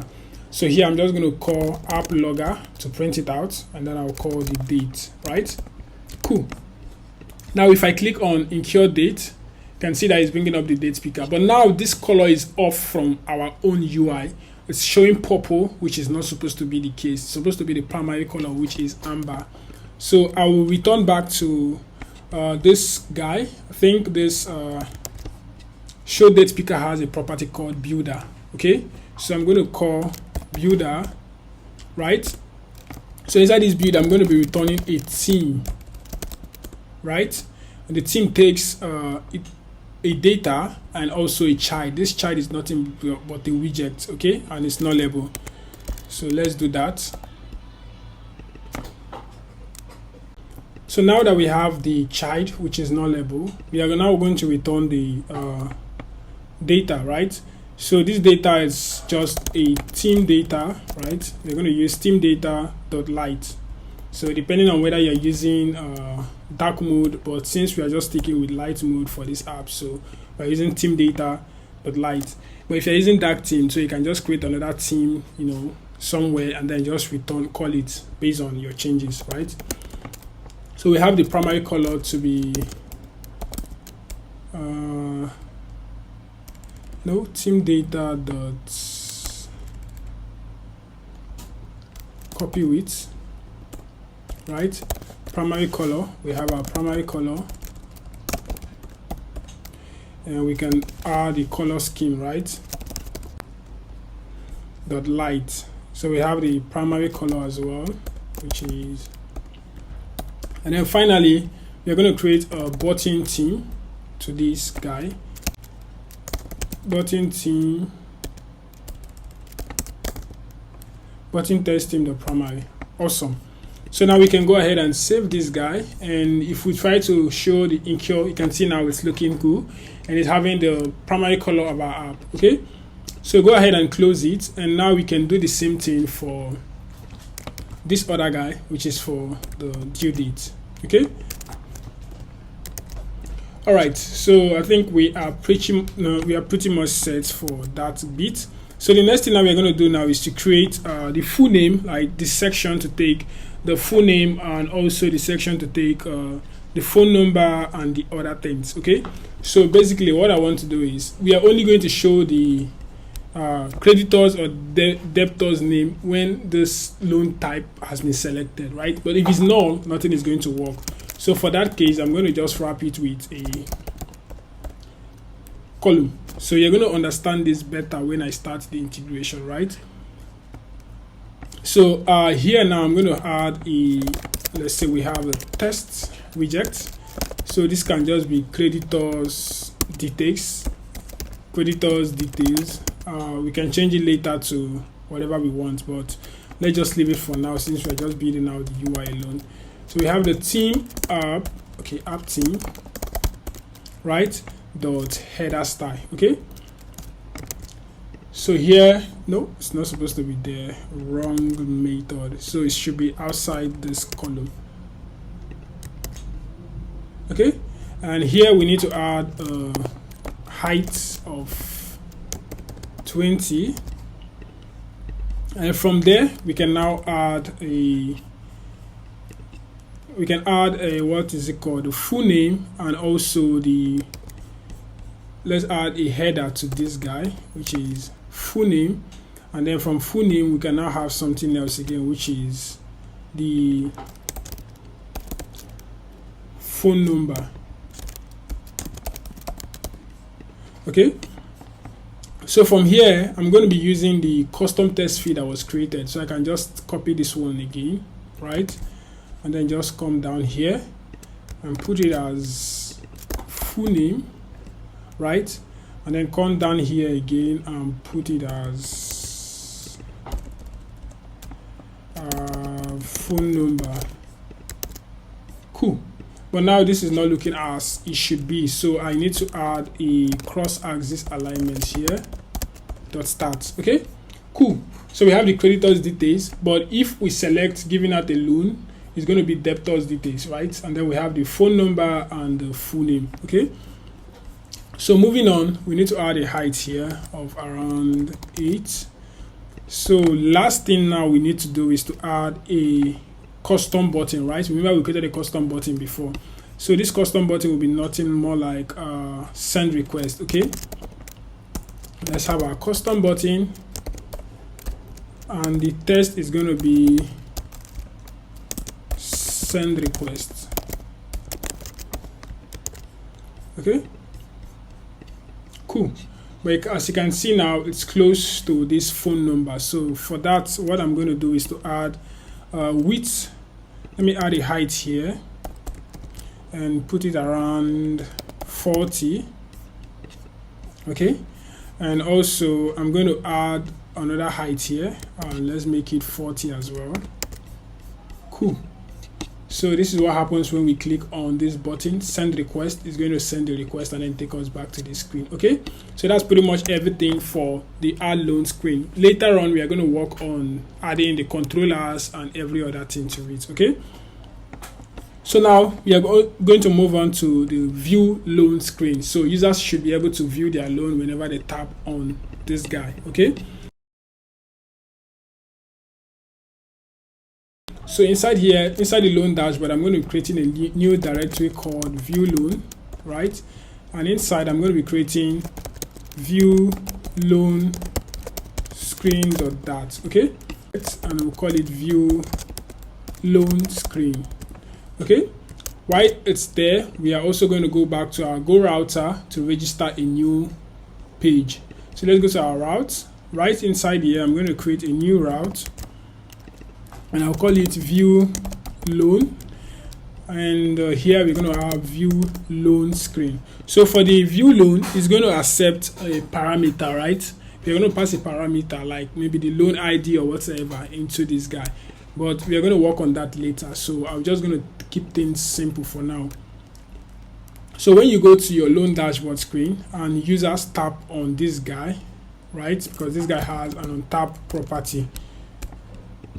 So what we are going to do here now is going to add, we're going to wrap this guy with unpressed or untap. It's going to be a gesture detector, and we say untap, which is going to be untap. And right here we're going to add a function that says untap, and here is going to be required, right? This dot untap. Cool. So this untap is going to be a function actually. So we go back right here, we can now put on tap, right? So once user taps on it, we are taking them to the view loan screen. So .go view loan, right? That's pretty much everything we need there. Same thing applies here. So we are also going to add the on tap to this guy, right? So let's go one step at a time and click. It's going to take us to the view loan screen. Right, so right inside the view loan screen, we are going to create a new scaffold widgets, and this is going to be what we are going to do is to add app bar, right? And we are going to give it a name called loan details, right? Don't forget to import the app theme as well. So we have the loan details as well. So moving on, we are going to create the body, right? So the body is going to have a padding. Let's say const edge inserts. Okay, like so. And now we can move on to create the container and every other thing that is needed. So we have the column, we have the children. So inside here, the first thing we want to do is a section that we can use to view the loan, right? More like the loan name. So for that, I'm going to creating a new custom widget. So we can call that custom widget. Okay, let's say we have something like this to show the loan header and also the loan title. So for that, I'm going to be creating a custom widget here that I will call loan view details card. So inside here, I'm going to pass the title test, right? Which is more like the title test. So it's going to be title test. Let's call it title test. And it's going to have what is called a loan name, right? And then the details. So we can now have another one again, which is header test. So this header test is going to be the loan header test. No, loan name is going to be the header test, sorry, right? 1 second. The loan name is going to be the header test, and then the name of the loan you can just say, which is the title, you can just say emergency loan. Okay, so once that is done, we can go ahead and create a new class, right, which is a stateful widget, but we are not going to do it inside here, right? So what I'm going to do, I'm going to go over to local widgets, where we have this local widgets, okay, inside the loan dashboard. I'm going to create a loan view details card of that, okay, and then we have these guys, okay. So inside here now we have the we're just going to import this extension. So we have a stateless widget that takes a constructor, and then here we have the column to take the title, which is the header, and also the title, right? So once we do that, you can just come here and import it, save it. You can see how it looks. This is the header and also the title. Cool.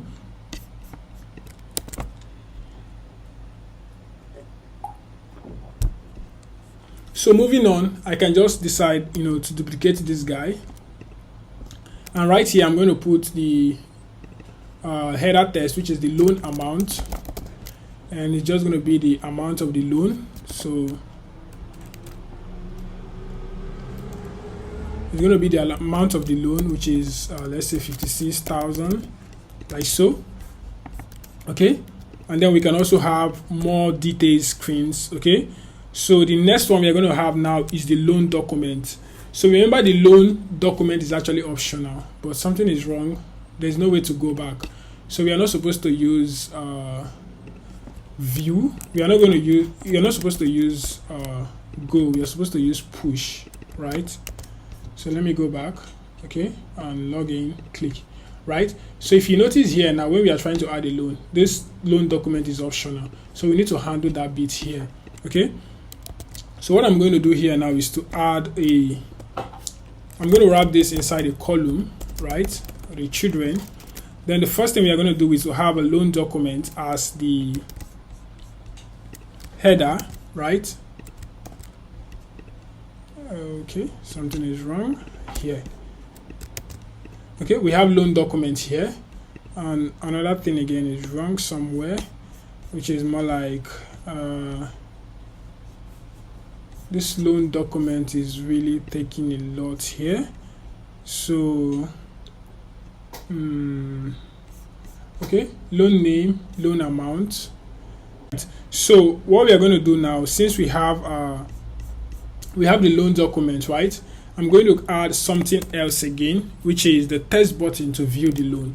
So we have a test button here, and it has an unpressed, okay, and right here we are going to add a child property that says view loan, okay.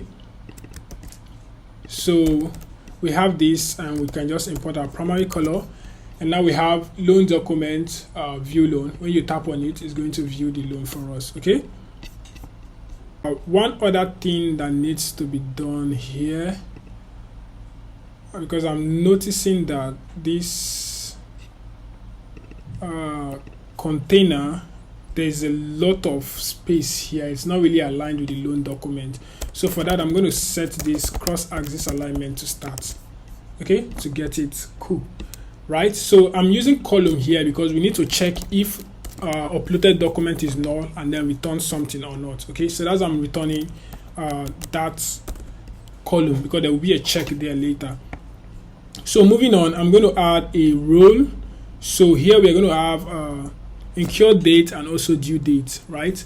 So what I'm going to do, let me add a height of 15 here. I'm adding a role here with the children. So we are still using the same logic. So I'm going to copy this guy and put it here twice. Okay. So here I'm going to add incur date as the header, right? And I'm going to have due date here, right? So inside here I'm going to have the date which the loan was incurred. All right, and also have the due date of the loan.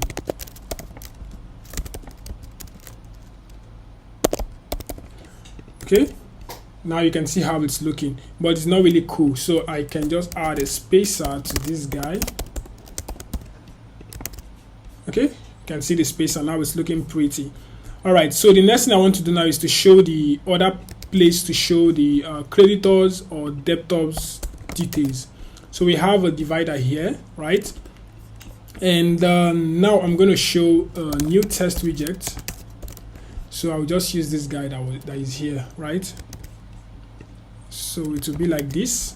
And instead of loan document, it's going to be debtors details depending on who took or gave the loan, right? So it can be creditors details or debtors details, right? So let me just go with debtors details. So I'm going to add a divider, right? And then just below the divider, I will just set height. So let's just say the height is going to be 10. Okay. Then from that height, I'm also going to add the name and the phone number of this person, right? So we have the full name, right? And we have the phone number of this person, right? So we have the full name can just be Destiny Ed, right? And a phone number, okay? So we can just put any number there. Cool. So now the next thing that we need to add now is a button. So that button can tell us whether to delete the loan or to mark the loan as done, like completed. So we have this role, and I'm going to use an expanded widget because we're adding two icons inside of it. So I have a custom button. Remember this custom button that we created inside our widgets, right? This is a custom button. So we have this guy, and now we have the test, which is going to be delete, okay, in case you want to delete the loan, right? Then we can go on and create it twice. Mark as done, mark as completed. Cool. So there should be a space right around it. So for this, what we are going to do now is to add what is called a width of 20. Cool. Pretty much sweet. I think we are actually close to the end of this section. So what I'm going to do now is, because we need to make this guy scroll level, because in some cases it might be inside a small screen, like an app with small screen. So we need to like set scroll axis to be 20, right? Like we need to set single child scroll view to make it scroll level. So this is pretty much it. When you click on mark as done, it's going to mark as done, and when you click on delete, it's going to mark as delete. Okay, so that's pretty much it for that bit. So the next thing we want to do now is to create the path for searching for loans, right? So what we are going to do now is to create a new screen, and we are going to call that, let's create a new directory inside here and call it search loan. So inside here I'm going to create search loan screen.dat. okay, let's say search loan screen, right? So inside here we're going to have a scaffold widget still, right? And inside here we can also have an app bar, right, that just say, hey, search loan. Okay, import to the app team. So moving on, what we are going to do now is to go back to our route screen, and inside here we are going to create a route screen called, let's give it a path name, which is search loan, and then we can have search loan screen. All right, so what we can do now is to go to our loan dashboard screen, and when user clicks on this button to search a loan, what we are doing is to call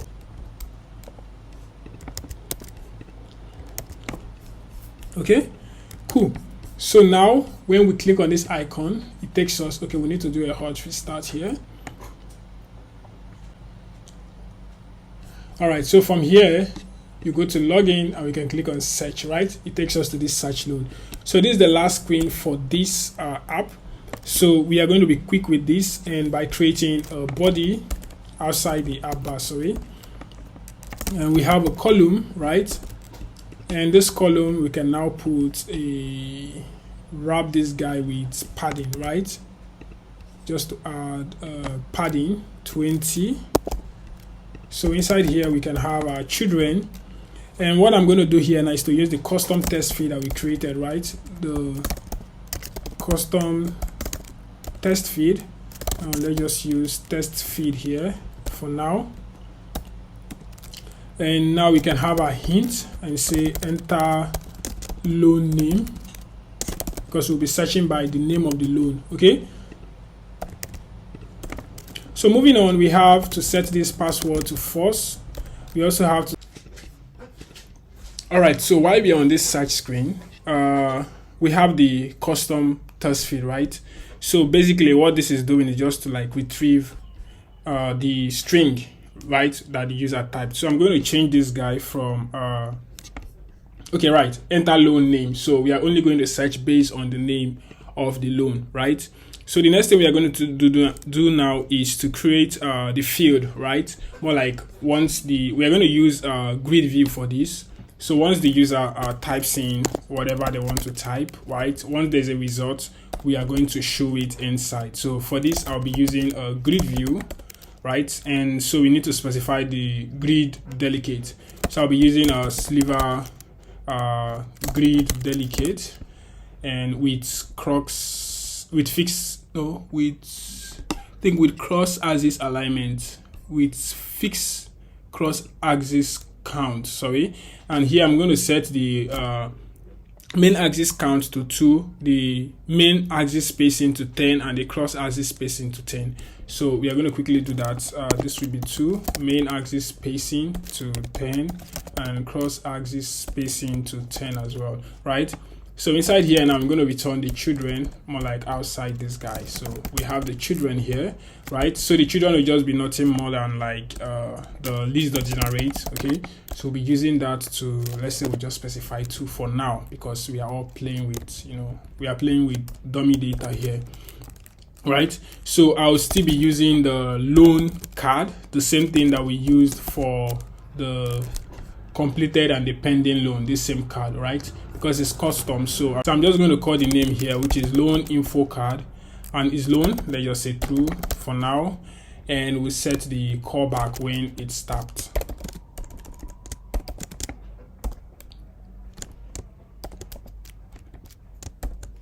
Cool. All right, nothing is happening, so let's see. Null check operator is on a null value. I don't understand. All right, so it's having this overflow issue, so I'm going to wrap it with an expanded reject. Okay, cool. Now you can see how it's going to appear whenever we search. Awesome. So we are pretty much done with this section, right? For everything we need, I think we have done with the dashboard screen. We are done with the add loan screen. We are also done with the search loan screen. So this icon will just be, to log the user out. All right, so now we get to the most exciting part, which is the Firebase integration.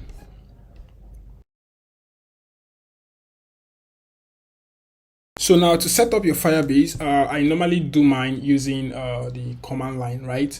So what I do is to go to the Firebase console, and our list is to start the Firebase integration, right? The Firebase setup.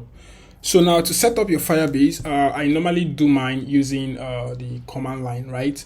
So what I do is to go to the Firebase console that you want to use. So just look for any account, right? So you click on new project. So we're going to be calling this loan manager, right? Okay, you can't contain space. So let's say loan manager, right? And so while it's creating, let's go back to our project. So for this, I'm actually using Firebase CLI to create the project. So in case you don't know how to use Firebase CLI, it's actually available on, let's say you go to your Flutter Fire, and you're going to see how to set up Flutter Fire. So if you go to get started section, you see CLI. So I think the first thing you need to install npl. From npl, you need to install a Firebase tool, and from that you're going to activate that Flutter Fire CLI globally, right, using that pub, right? So once that is done, you can just, that means it's set, okay? And once you type Flutter Fire, you should see something like a kind of message telling you that, hey, Flutter Fire has been set up. So once that is done, right, you just have to go to your console, continue, and just allow Firebase to load up the screen for you, right? So this is how it is. Before now, if you don't know about CLI, we normally go to the Android, depending on the platform you want to create, right? And just create all these things manually using the console. But since CLI is available, what we just have to do is to come to our root folder and then type Flutter. First thing, you need to know the account that is logged in, right? Because you need to make sure that you are using the same account with what you are using on your Firebase, which is Talk to Destiny Ed. So I'm going to check. You can see the already logged in as Talk to Destiny Ed, right?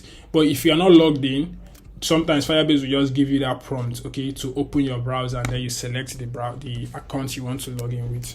So once this is done, just type Flutter Fire configure. All right, so just give it some few seconds. It's going to give you some things to select. So just wait for it. You can see automatically to be creating some files for us somewhere around. So you're going to tell us create new project. So we are not creating new project. Why? Because we already have our project created. So you just have to use your arrow key to move to the project, right? And then click enter. Now I can select the platform. Feel free to select any platform of your choice, okay? And then allow it to register it for us. All right, so once everything is finished, we are going to see the success, right? That means everything has been generated successfully with the following Firebase app. So if you go to your Firebase, by default, if you go to your root folder, you're going to see these Firebase options automatically generated, right? And it's going to also show the API ID, the app ID, and everything, right? But now it's showing this error. The reason for this error is because we need to add the Firebase dependency. So remember that I commented these guys, right? So what I'm going to do, I'm going to remove this uncomment Firebase core because it's needed in this situation. So what I'm going to do now, just allow it to install. So once that is done, we can now go ahead and right. So once it's installed, you will notice that the error is gone, and right now everything is looking fine, right? Cool. So the next thing I want to do now, since we'll be working with the Firebase auth, I'm going to go ahead and uncomment that one, right? So that we can, start integrating the Firebase authentication.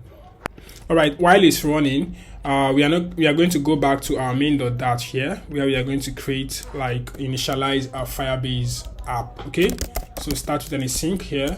Then we are going to use our Flutter widget binding. Right? Once that is done, we are going to await Firebase dot initialize app. Right, so inside this initialize app, we have the options. So I'm going to be using the default Firebase options dot current platform. Right, so based on the platform, it's going to like return the necessary cloud Firebase option. So if it's for Windows, if it's for Android, it's returning Android. If it's for iOS, it's returning iOS, and for macOS. So this is more like what is returning here. Android is going to return the API key and everything, and for web, it's going to return the API key and all these stuffs, right? So make sure you don't use mine when you're building. So just try to create your own stuff. So yeah, we have that set up. So now the next thing we are going to do now is to start the integration. But before that, we need to kill this app, and rerun it to make sure everything is set up already. So I'm going to kill the app and then try to rebuild it again. And yeah, but before I do that, I'm going to also go back to my prospect.yml file and make sure I uncomment these two guys, okay? And make sure when you're doing this, you use a stable internet connection, because most times you might have issues with gRPC core, okay? So make sure, or sometimes you can even decide to use VPN, right? When you get any gRPC error. That error normally happens when we try to run pod install, right? So make sure that you handle those cases, okay? Everything here is set. So I will go to my pod file, right? And try to increase this guy to, let's say, 13, okay? Anything, I believe so. All right, just give it some few seconds. So most times you might get the error when you're trying to install gRPC core, okay? So when you get error like that, check your internet connection and try to use VPN.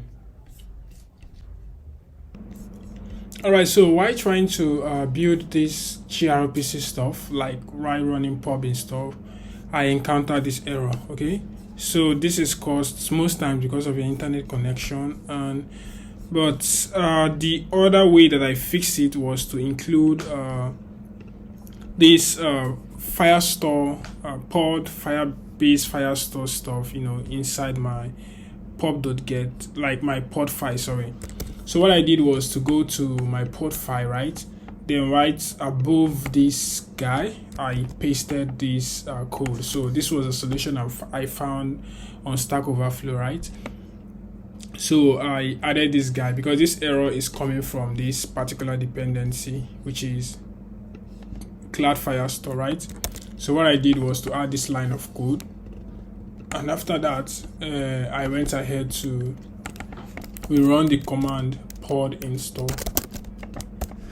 So we're just going to give it some few seconds, right, to finish what it's doing. So right now you can see generating pod project, and everything is set. So I'll go ahead now and try to run the project to see that if it's going to run. So from there we can start our normal integration. So while it's running, I'm going to go to the Firebase console, right? And so we are going to turn on the authentication and select the preferred provider, right? And also I'm going to, okay, don't know why this is not building properly. So I'm going to go back here, right? So since we have already done the Firebase init stuff, right? Which is this stuff, right? We have configured Firebase. So I'm going to go back here and try to refresh the screen. And once refreshed, this whole UI is going to change, okay, to the main console screen.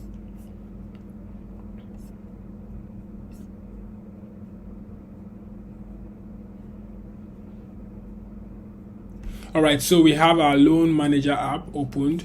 So right here, I'm going to go to build, under build, go to authentication. So I'm going to turn on the email and password provider for authentication.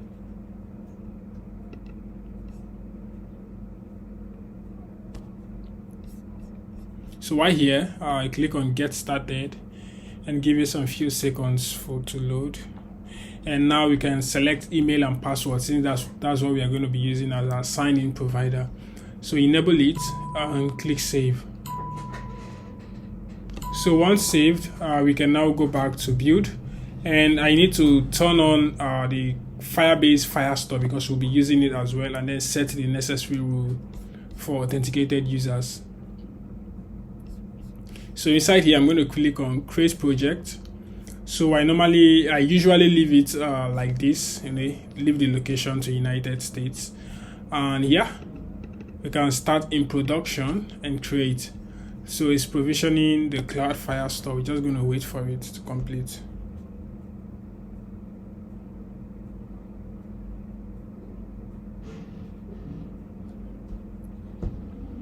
All right, while here, you can see we have an empty database, right? So go to your rules tab, and inside the rules, we are going to update these rules a little bit to true, right? And publish these changes. So once that is done, we are going to move over to the data and also move over to storage. Okay, I'll do the same thing for storage. Okay, click on get started, start in production. Select the default language to be US Central. All right, also I'm going to set the rules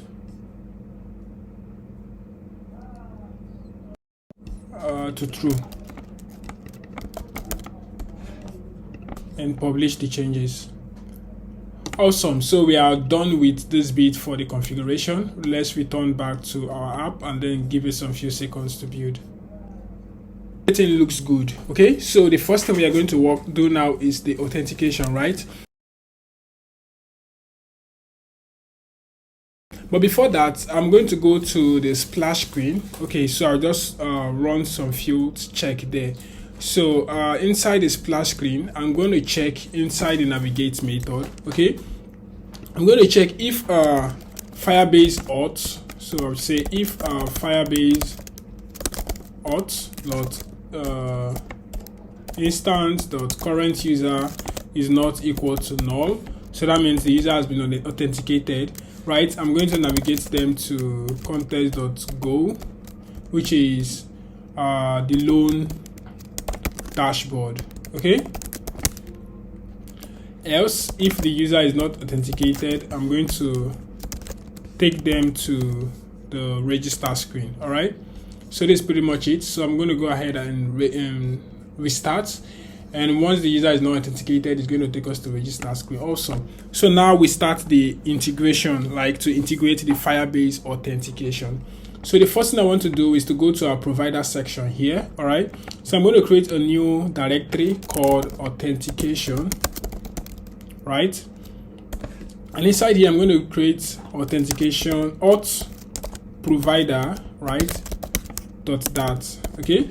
So inside here, since I have my provider already, which we'll be using to manage our states, this, right? We'll be using this to manage our states. So what I'm going to do, I'm going to create a new class called class, right? Authentication provider implementation, right? So I'm going to extend change notifier here. Okay, so the first thing I want to do is to create a variable for taking the username, the email, and also the password of the user. Okay, so we have it like this. This is more like a text editing controller, right? We'll be calling it inside our UI. So what I'm trying to do, I'm trying to separate logic like UI code, like UI from the provider. Okay, so the provider will just be returning the necessary values that we need for the UI. So I'm just trying to separate it all together. So the UI is not going to like know the logics that we are running inside the provider class, right? But the only thing it's going to be receiving is the values. Once the values change, it's going to receive the changes and all that. Okay, so that's what I'm trying to do here. And next, I'm going to create a Firebase auth. Okay, which is we are going to be using this to authenticate users, right? Cool. So the next thing again I want to do, I like creating an abstract class, okay? So more like a use case. I call it use case, okay? Now we just provide the necessary stuffs that we need. So I'm going to have authentication provider use case, right? So inside here I'm going to create 3 methods. One method to log in user, one method to register user, and the other one to log out user, okay? So this is it. I'm going to come in here and just implement that use case, okay? So from here you can see it's showing error now, so I need to like add the missing implementations for it. So now we have our login, we have our logout, and also our register. Awesome. So first thing I'm going to work on here is the register, but I can actually start with the sign out. So you know, sign out is just sign out the user, so it's going to be an asynchronous feature method. So here I'm just going to call return await Firebase auth.sign out. Remember this Firebase instance that we created here, okay? So don't forget to make orders to async, right? Because here we are actually making network calls, okay? So right here now where we have our register screen, I'm going to wrap this inside a try and catch, okay? So what I'm going to do now is but first thing, I need to create a view state, right? That view state is going to like tell us when there is an error, or when the state is idle, or when the state is busy, and also when the state is successful. So I'm going to go into my enums class here, and I'm going to create a new enum. All right, so now that we have our enum classes, okay, our enum view state, which has 4 values, which is idle, busy, success, and error. So this idle is when we are not doing anything. Like as you can see on this screen now, it's idle, right? Nothing is happening.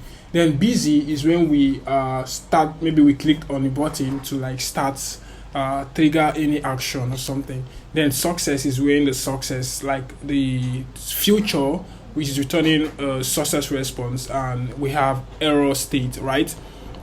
So we can just ignore constant identifier names for this whole file to eliminate that error, right? So the next thing we are going to do now is to go back to we're going to create go back to our auth provider, right? So since we have our username, email, and password, so I'm going to go to this register screen and try to validate the UI, okay? So I'll go back to my, I think the auth screen where we have register, okay? So I'm going to wrap this guy now with a consumer widget, okay, because I want to access the state from there. So what I'm going to do next is to let's see our auth provider, which is auth provider implementation, okay? So right here I'm going to put the auth provider implementation and make sure you import it. And so I believe you guys know how to use provider, but if you don't know, it's cool. You can actually use any state management of your choice, right? So this is going to be state model, okay? So I'll separate this with comma and put a child. So this child is optional, so feel free to make it look like this. Okay, all right, so we have that. We are going to see error when we save. That's because we need to register our provider, right? So I'm going to go to the main.dat right here where we have material.router. So I'm going to like copy this guy out, and I'll return a multi provider instead. Okay, so it has provider, right? And it has a child. Okay, so I'm going to pass the child argument here. Cool. So this provider now, I'm going to return change notifier provider, and then I'll return team contest, and we have the authentication. Okay, contest. I think we need to return this. Yeah, authentication provider in play. Right. So that's it for that guy. I think I'm doing it wrongly. Where we have no, we need to separate this guy here. Yeah, remove that guy. So okay, so go ahead and import it. All right, and we can separate it with comma. But okay, remove the const. Cool. So now we have successfully registered our authentication provider, right? So the next thing I'm going to do now, I'm going to go back to the register screen. There's one widget I normally like using, right? it's more like a busy overlay. So once the state is busy, we need to see that busy overlay, and it will will disable the screen so that users will not be able to tap. So all right, I'm going to create it under widgets. Okay, I will call this busy overlay .dat. All right, so I'm going to copy it and paste it here. Go ahead and import the colors that you want to use. Okay, so here we have the busy overlay. It takes a child that is required. It takes a title, a show, height and opacity, and the default title is actually please wait. Okay, so that's pretty much it. So what I'm going to do now, I'll go ahead and I'll go back to the auth screen. So right here, I'm going to wrap it with the busy overlay widget that I just added, right? So this state model is going to have state, right? It has show, is a boolean, right? And it has a title, what is going to show when this stuff is loading. Okay, so quickly I'm going to go over to the authentication provider class. Okay, so right inside here I'm going to create two variables, right? Actually three. One is going to hold the state of the app and the other one is going to hold the message. Okay, so this one represents the view state. Remember the model that we created, right? The enums class that we created. So here now we have the state. By default it's going to be idle, and we have the string, which is an empty string. So this string is going to tell us what is actually happening. Okay, so then once we do that, I'm going to create once the user clicks on the register screen, right, we are going to show them a message telling them that, hey, we are creating your account. Okay, and here now we have the state set to busy. Once you click, you call register, we are setting the initial state to busy, and then we are calling notify listener here, right? But there's a way I normally do my own notify listener. I just don't call it directly. I normally create a state, more like update state, right? I create update state like this. I normally use a widget binding, right, to be sure that the UI has finished running before showing anything. So right here I'm going to return the widget binding, the add post framework callback, and then I will call the notify listener. Moving on, I'm going to go back now to the register, and remember I said I'm going to be using try catch to handle exceptions. So we have the try here. Okay, and then I'm going to add socket exception. I'm also going to add Firebase auth exception, and also to catch the exception if it's not found, right? So basically here we have the import that. So we have the socket exception. This is going to trigger when there is no internet connection, right? We are going to set the state to error, and then we set the message to network error, please try again, and then we update the state. If it's a Firebase error, we'll do the same thing, right? If it's a normal error, we can just say error creating account, please try again, and then we catch it. We set the state here to error, right? So, and the second one again, remember we already have our controllers here, which is for email, password, and username, right?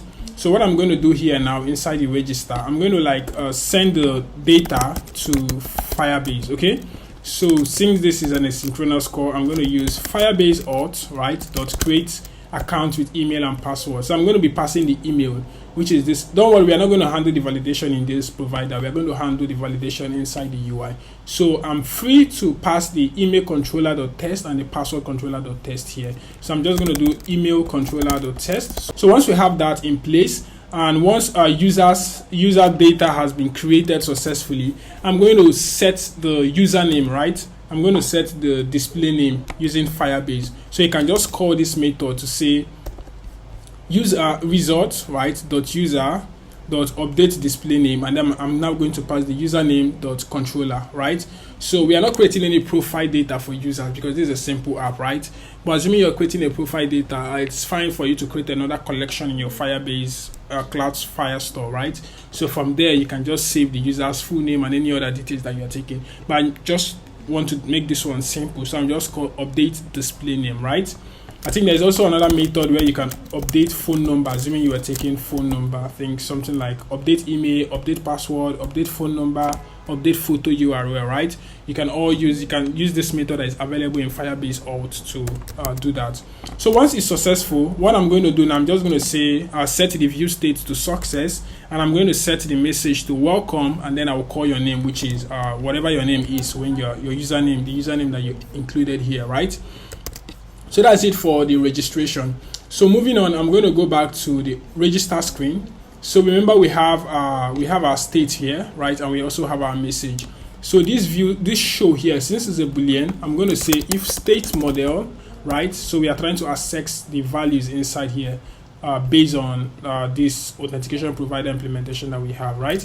So if state model dot state is equal to view state dot busy, right? Then it's going to show that overlay.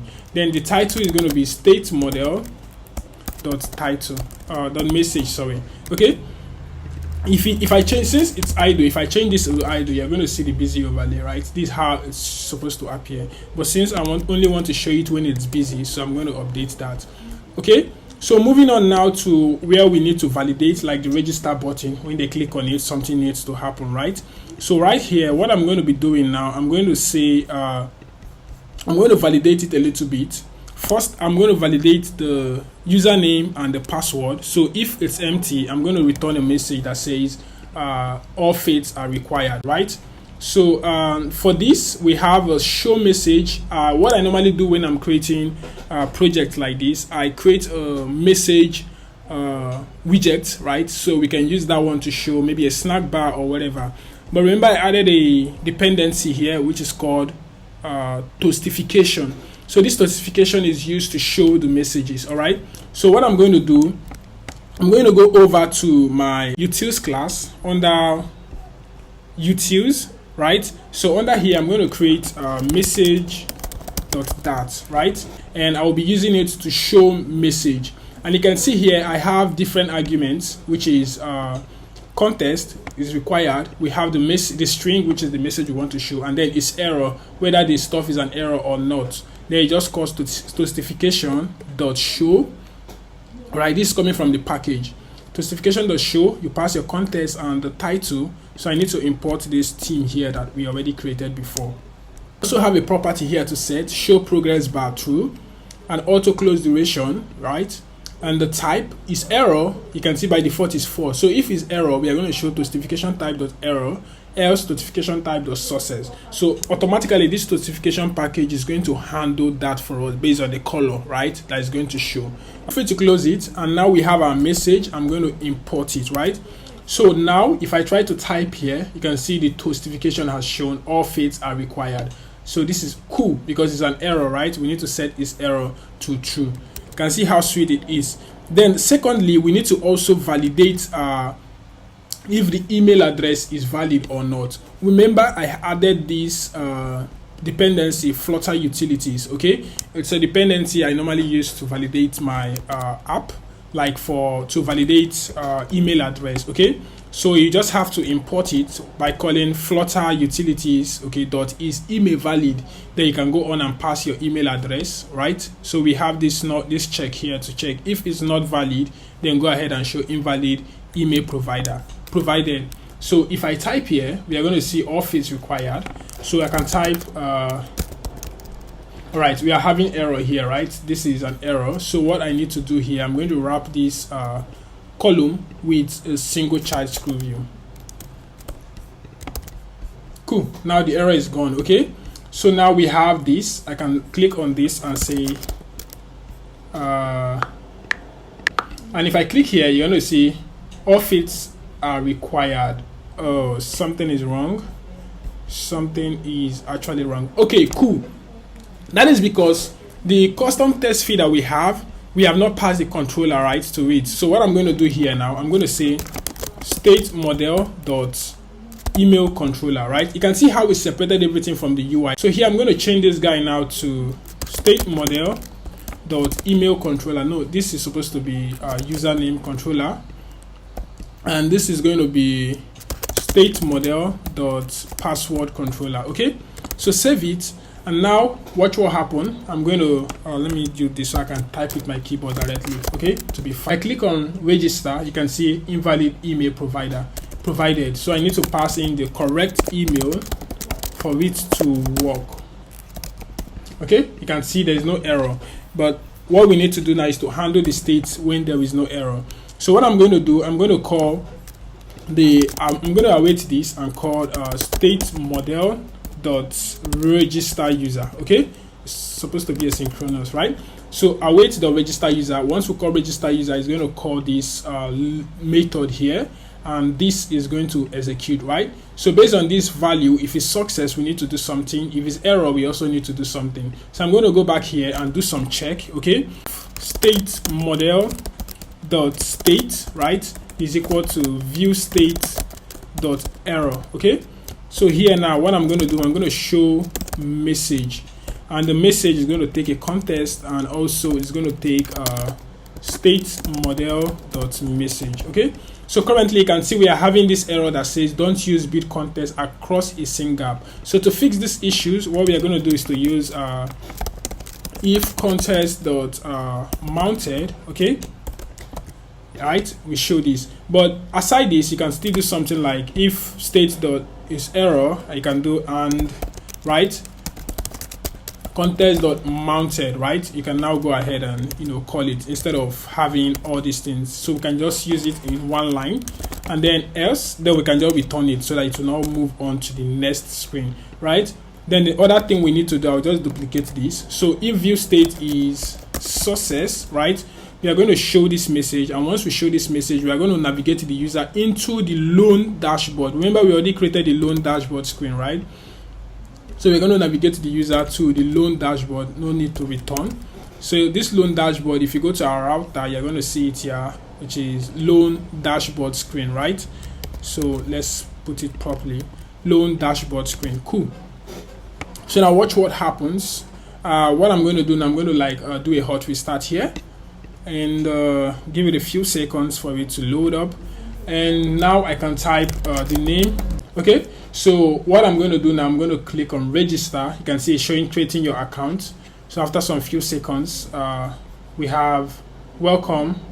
So this, we have already opened the app, right? But right now, these are just those dummy data that we have in the project. Okay, these are dummy data. We are going to work on it later.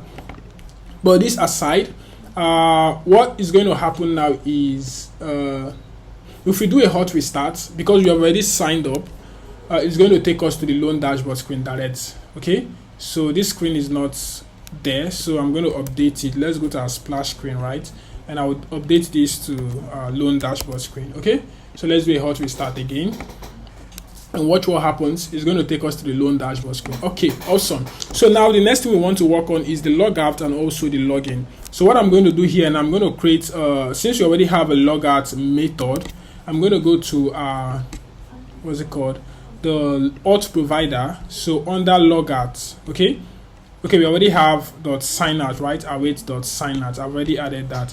So moving on, I'm going to go over to our loan dashboard screen. So that is where we are going to move the user from the loan screen, back to we are going to take them to the splash screen, right, once they sign out. So I'm going to go here, let's say loan dashboard screen.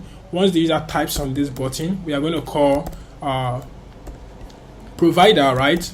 We're going to say provider.authentication provider implementation, right?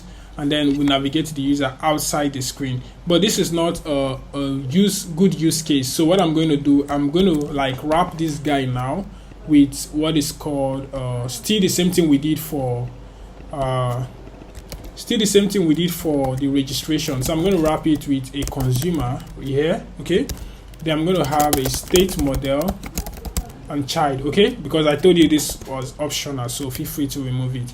So what we are going to do here now, instead of calling this whole stuffs, what I'm going to do is to say state model.logout, then they will sign the user out. So save it and click here. You're going to see now it's going to take us to the loan screen, the splash screen, and from there you can see the user is not authenticated, so we are going back to the register screen. Awesome. So now let's work on the final bit of this, which is the login screen. So the login is it's going to be similar to what we already have for the login, right? But for this, it's just going to call, instead of us calling this guy, which is create user with email and password, what we are going to do is sign in with email and password. So here in our login screen, right, we're just going to have this guy. So that said, once you click on login user, we are going to have state, view state of busy, and the message preparing your account, and then we update state, right? Then we do the try and catch, the same exception handling here, socket exception, Firebase auth, and all that. So we call results, sign in with email and password, and we set state to success, and we update the state. Once this is done, we are going to go back to our login screen, right? Remember I told you that similar thing that we did for the registration, that's what we are going to be doing here. So I'll wrap this guy too with the authentication provider implementation and also the consumer. Okay, it's a busy overlay, and I will do the same thing, show, right? So feel free to grab it from the register screen here where we have these guys. Okay, so we have this guy here. We can just wrap it, replace it with this one, and import the view state. Okay, so moving on now to where we have our email and provide and this guy, because I'm using the same email for registration, right? Since they are all from the auth, we are using the same email controller and the password controller. So what I'm going to do here is to say state model dot email controller, and also here I'm going to say state model dot password controller. Okay, so once that is done, I'm going to go to the button, which is to log in, right? Okay, something is wrong. Let's go back one step. Okay, so I'm going to go back to the login here, right? So inside here, what I'm going to do, let me remove this guy. All right, so once we go to the login and click on login, nothing is happening, right? So we need to do some validations for it. So let's go down to our registers, this similar thing that we had here. So I'm just going to copy the whole of this, right? Because it's still the same logic. So right here, I'm going to say, put a sync here, right? Import the show message stuff and import the Flutter utils because we'll be validating email. But since we are not validating phone number, username, I'm going to remove that, right? And we have email is not needed. So the state model, I'm going to change it to login user. Okay, similar thing here. So I'm going to click on login. You can see the error, the 1 to 9. Okay, and we click on login, preparing your account. Once it's success, you can see welcome back Destiny Ed. It got our name.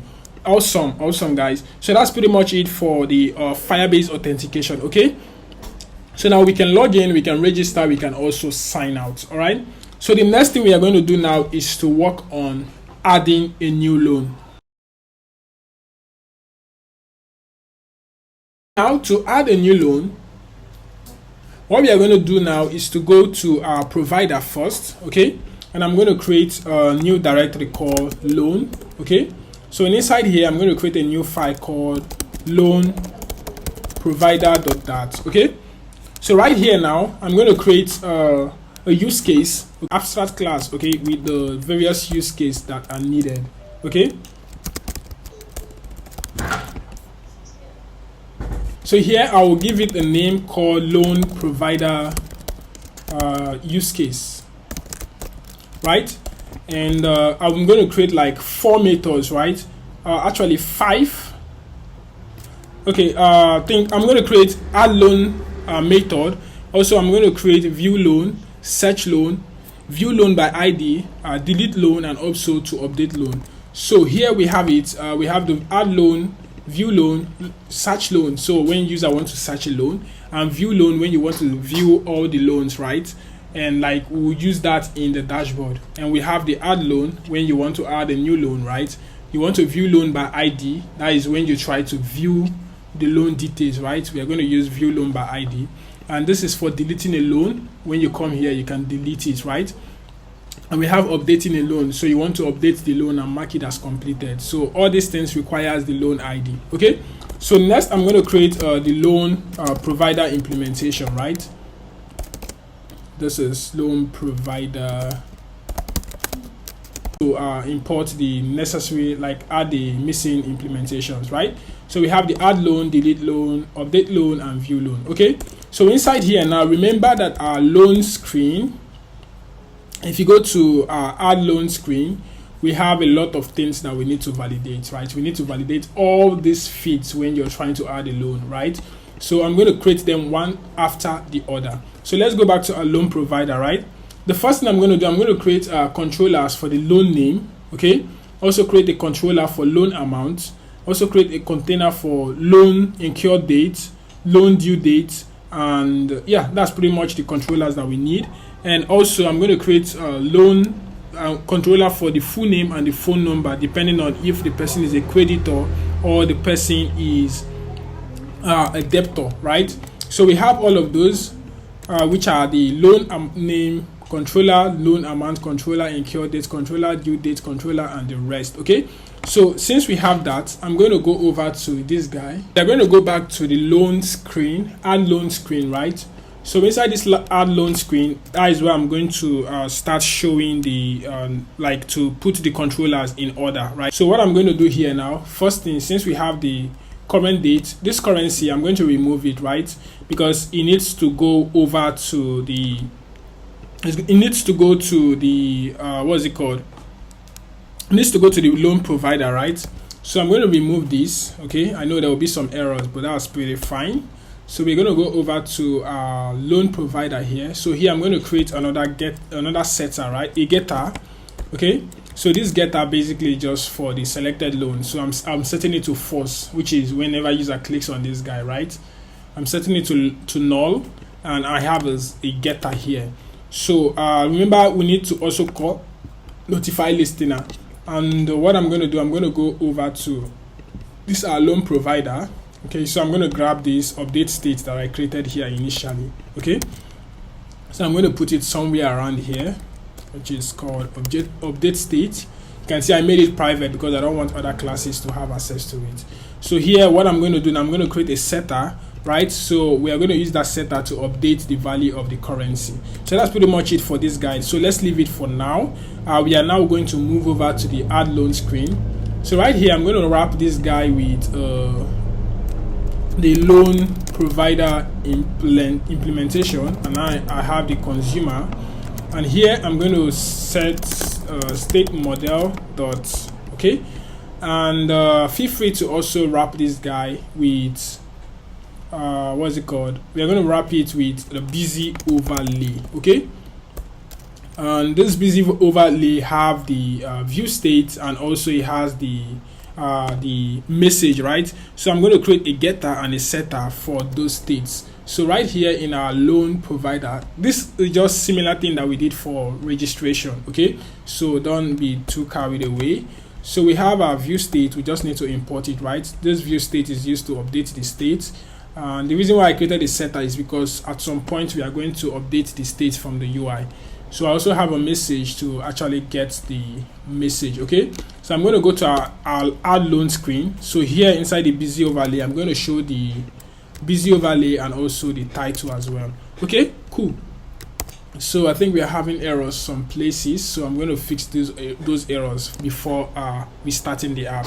So first thing, this test editing controller, I'm going to change it to state model dot loan name. Okay, and here we have the loan type, right? This loan type is nothing but these guys that shows here, but before then, let me change the controllers first. We have the loan type, we have the loan amount. So let's look for where we have loan amount. So right under this loan amount, I'm going to change it to state model dot loan amount. Okay, and then we have where we have the incur date and the order date. So let me go to the incur date. I'm going to change this to state model dot incur date. All right, and then I'm also going to do for the due date. All right, so we have due date. Cool. And the last one that we have is this two test form field here, which is the full name and also the phone number. So right under this full name, I'm going to have another one that says full name. I think debtor and creditor's name. And I have for phone number as well. and which is phone number. Awesome. So now I've done those guys, and the next thing now is to work on this. Which one is showing? I think this currency. Okay, so when they click, we are going to update it with the card, but this is not going to happen in the UI, and we are not going to work with set state for this. So what we are going to be using for this is the provider that we already created, right? So what I'm going to be doing here is here we have this child, right? So what I'm going to do is, first thing, I'm going to remove this set state. Okay, so once a user picks on select, we are going to say state model dot currency, selected currency, and I'm going to set it to the value, okay, which is this. So once that is done, we are also going to change this child, right? If the currency is null, which is the state model dot selected currency, we are going to show the currency string. If it's not null, then we can go ahead and show the code and also show the symbol, right? So this is pretty much it. State model dot selected currency dot code with a hyphen, and we show the state model dot selected currency dot symbol, right? So this is showing error. That's because we need to like register the new provider that we added, which is the loan provider implementation, right? So save it, and the error is gone. Cool. Now, since we have gotten this loan controllers and everything, if I click here, now you can see it's still working perfectly as it should be. So everything looks great. And now the next thing that I'm going to do is to validate for this loan type. Okay, so this loan type, I also need to like create a getter and a setter for it. Okay, so that will be used to update the loan. So for this, I'm going to go over to the loan provider, and I'm going to create a new getter and a setter for loan here. So it's a loan type. Remember, we already have this enum here that says loan owed by me and loan given by me.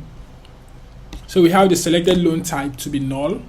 We have a getter for it, and we also have a setter that is going to update the state. Now going back to our add loan screen, okay, what I'm going to do here now inside the add loan screen, like the loan type stage, I'm going to say loan type dot values, right, dot length, which is normal as it should be.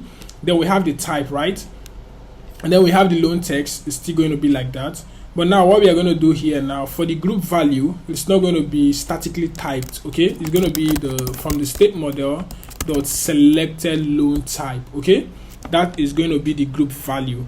And then once it's unchanged, we are going to do state model dot selected. So now we are calling the getter, this setter, sorry, and then we are assigning this value, right?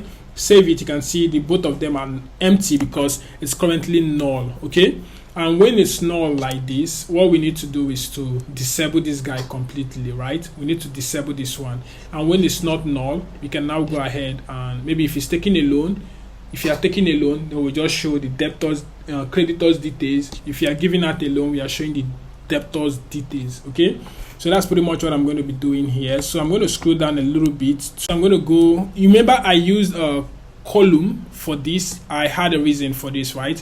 So you're going to see why I did that. So I did that because when the loan type is null, that means nothing has been selected. Okay, let's say state model dot selected loan type. Okay, if it's not equal to null, then we can go ahead and show this guy. So if I save it now, you can see it's out of the way. That's because it's not selected. But I think I did something wrong by adding this.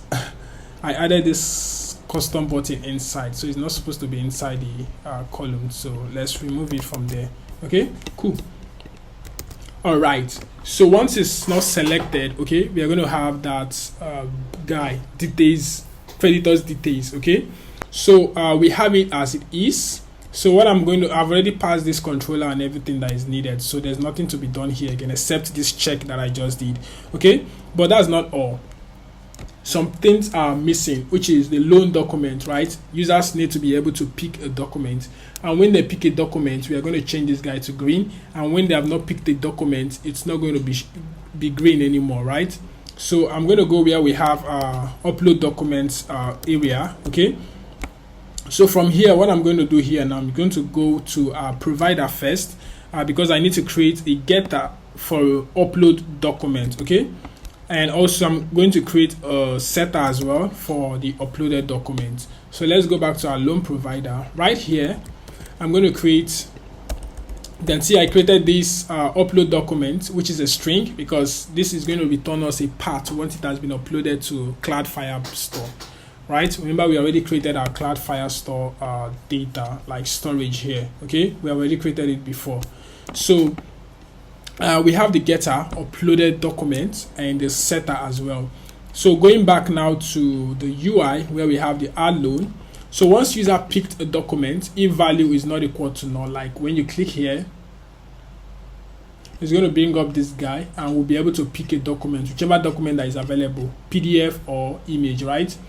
So once a document has been picked, what I'm going to do is to upload it to the data store. So first thing, I'm going to, because this is not interacting with the provider, right? What I'm going to do, I'm going to create a method, like a service, to help us upload documents to the data store, right? So what I'm going to do, I'm going to go over to, what is it called? I'm going to go over to services here. I'm going to create a new service that says upload doc service.dat. Okay. So this service will help us to upload documents to database, right? Cloud Firestore, or if you're using API, which is fine, you can upload it there and then also retrieve the document URL, like the path, once it has been uploaded. So this is definitely, and right here, I'm going to create, the first thing is going to be an upload tags. Okay, remember when you're working with this, we are using Firebase storage, so we have the upload tags. Okay, that is going to return the value. And I'm also going to wrap this in a try and catch, okay, just as we did for the authentication and the rest. And that try and catch is going to handle for Firebase exception, and also for what's it called, also for the error. But for me to do that, I need to create a model. Okay, so that model, based on that model, we're able to list in if the response from the Firestore is if the state is success or error. And also from there, we are also going to get the file URL or the message. Okay, so what I'm going to do, I'm going to go to our model class here. This is the model. I'm going to create a new model called upload doc model. Okay, so inside here, it's just going to be a simple class that says upload the view state. Remember, we have our enum that says view state, right? So it's going to tell us if it's success, idle, or error, right? We also have a string file URL. So we also, for it to return the message based on if it's success, we are going to return the file URL there. But if it's an error, we are going to return the error message in that file URL. Okay, so I'm going to create a constructor for this. I think there should be a faster way. Create constructor. All right, so we have the constructor here, require this dot state and this guy, okay, which is upload doc result.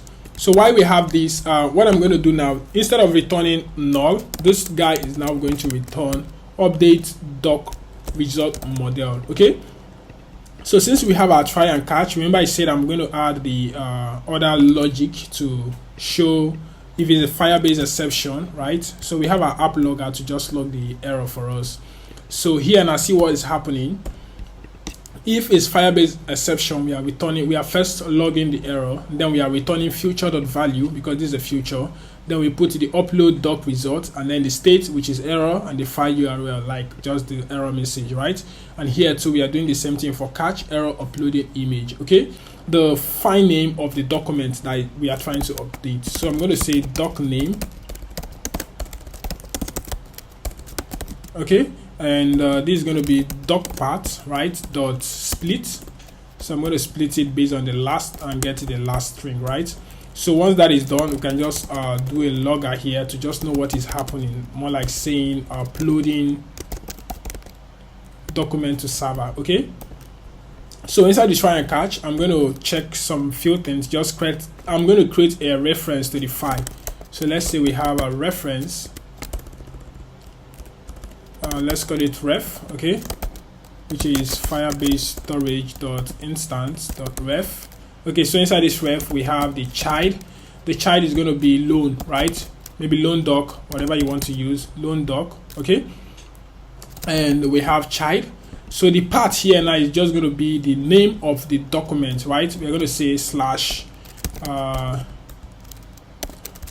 doc name, okay, dot pdf, all right, which is a document based on the extension, but for now let's just leave it as pdf. Okay, so we have the upload tags. We're going to create the upload tags here, okay, and we have the reference dot put file. So we are now putting the file to Firebase, okay, like to store it, and this put file is accepting a file. So that means we need to convert our part, which is the doc part, to a file, right?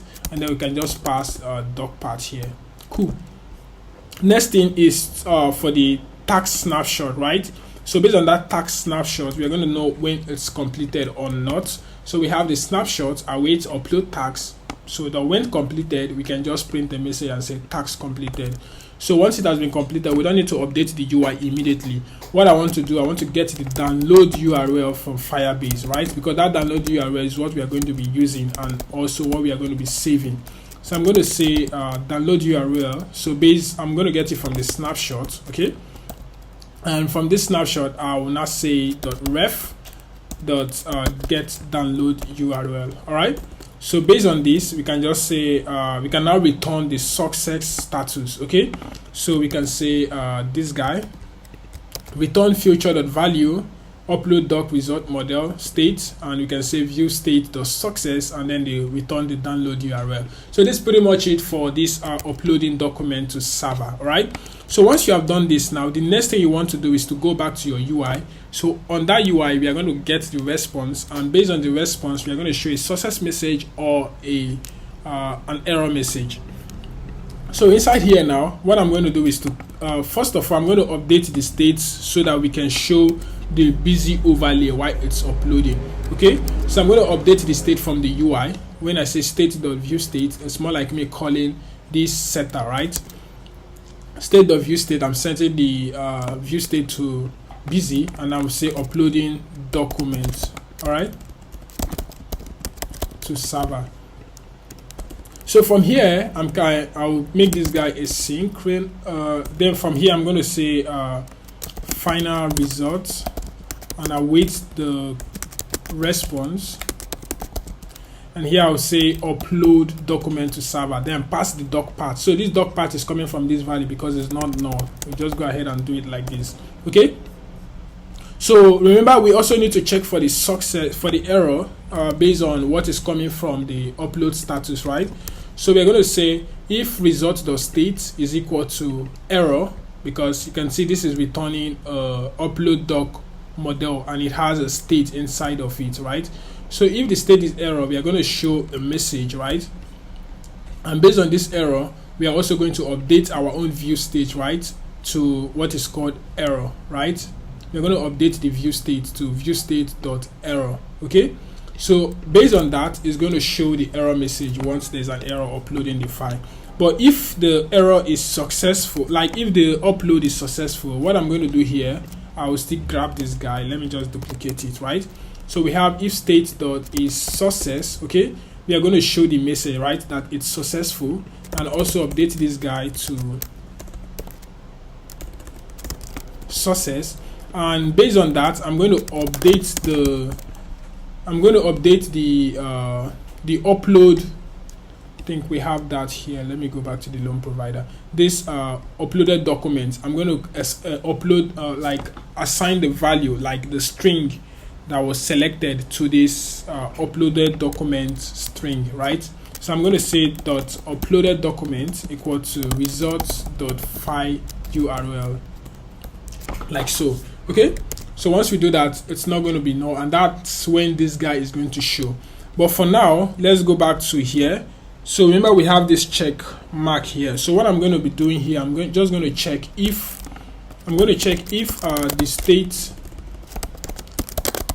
the state model dot uploaded document is not null, then go ahead and show this check. Okay, if I save it, now I can see the check is off. That means it's null currently. So let's try to upload. Okay, and if I click on upload and think something, let's say upload, and click on this guy, you can see it's showing uploading document to server. So at that point, this guy has been triggered, right? And you can see it's showing the file URL, right? But it's not supposed to show that for us. So you can see this check mark is here. If we check your Firebase data store, let's try to refresh this storage. See that we have the loan doc and it has been uploaded, right? And we have the sample.pdf file, right? Which is the name. Cool. So moving on now, we can now go over to I think something is wrong somewhere, I believe. So what I'm going to do here is to, when we try to upload, it shows, okay, yeah, the string that is returning, yeah, I think it's returning.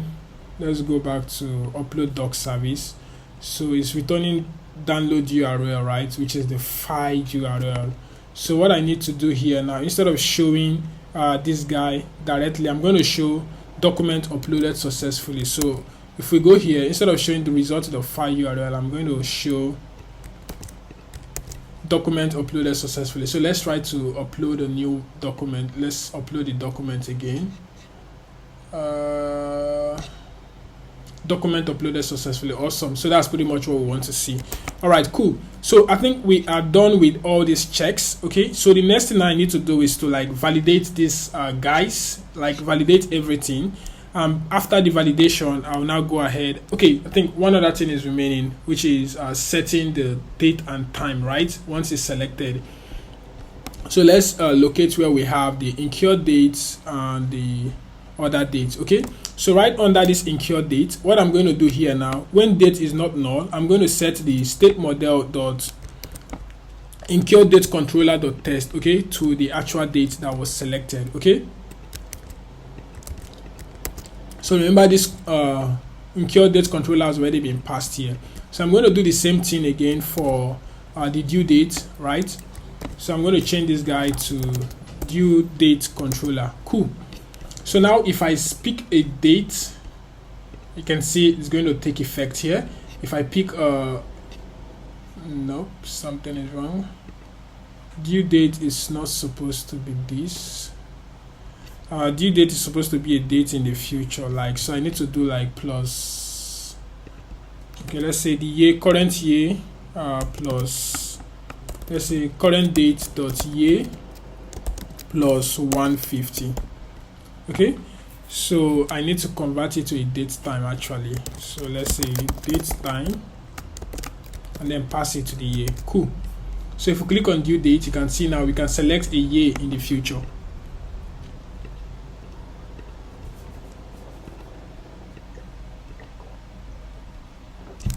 All right, cool. So let's move over to the validation section. So right here now we have where we can validate. So first thing, I'm going to validate for the loan name controller, the loan amount, the incurred date controller, and the due date, right? So we need to do that validations here. State model or loan name. If it's not empty, if it's empty, we need to show all fields required. Okay, so see what happens when I click on it. We are going to get that error. All fields are required. So this is actually an error. So I'm going to say is error true. So here now I'm going to save this guy, and once I click on send request, you can see all fields are required. Cool. So moving on now, I'm going to also validate for the selected loan type. So if the selected loan type is null, so we also need to show users an error message that says select a loan type for this. Okay, so let's say we add for the loan name now, let's say hello world, and we select loan amount. I think by default it's not even going to be the loan amount. Let's say we have 499 USD, right? Let's say USD. The incurred date, please select the loan type, right? So based on this, we can now say taking a loan, right? That's when this guy will not show up. So when users try to click again, it's going to tell you to, okay, we have not validated for the creditor's name, right? So we need to also validate for creditor's details and also currency. So when the user did not select any currency, we are also going to show, if the selected currency is null, we are also going to show the validation. And then lastly, we are also going to validate for the creditor's details. So based on these creditor's details, if the loan type is actually if the selected loan type is loan given by me, like more like taking a loan or giving out a loan, we are going to say, give you an error message that says debtor's details are required. But if it's not, we are going to tell you creditor's details are required. So here we have it. Now you can see if I click on this guy, this stuff is not changing, right? It's not changing, and it's supposed to change. So if I click here now, it's going to say creditor's details are required, and this guy needs to be an is error true. And let me set is error here to true. I'll say here is error true.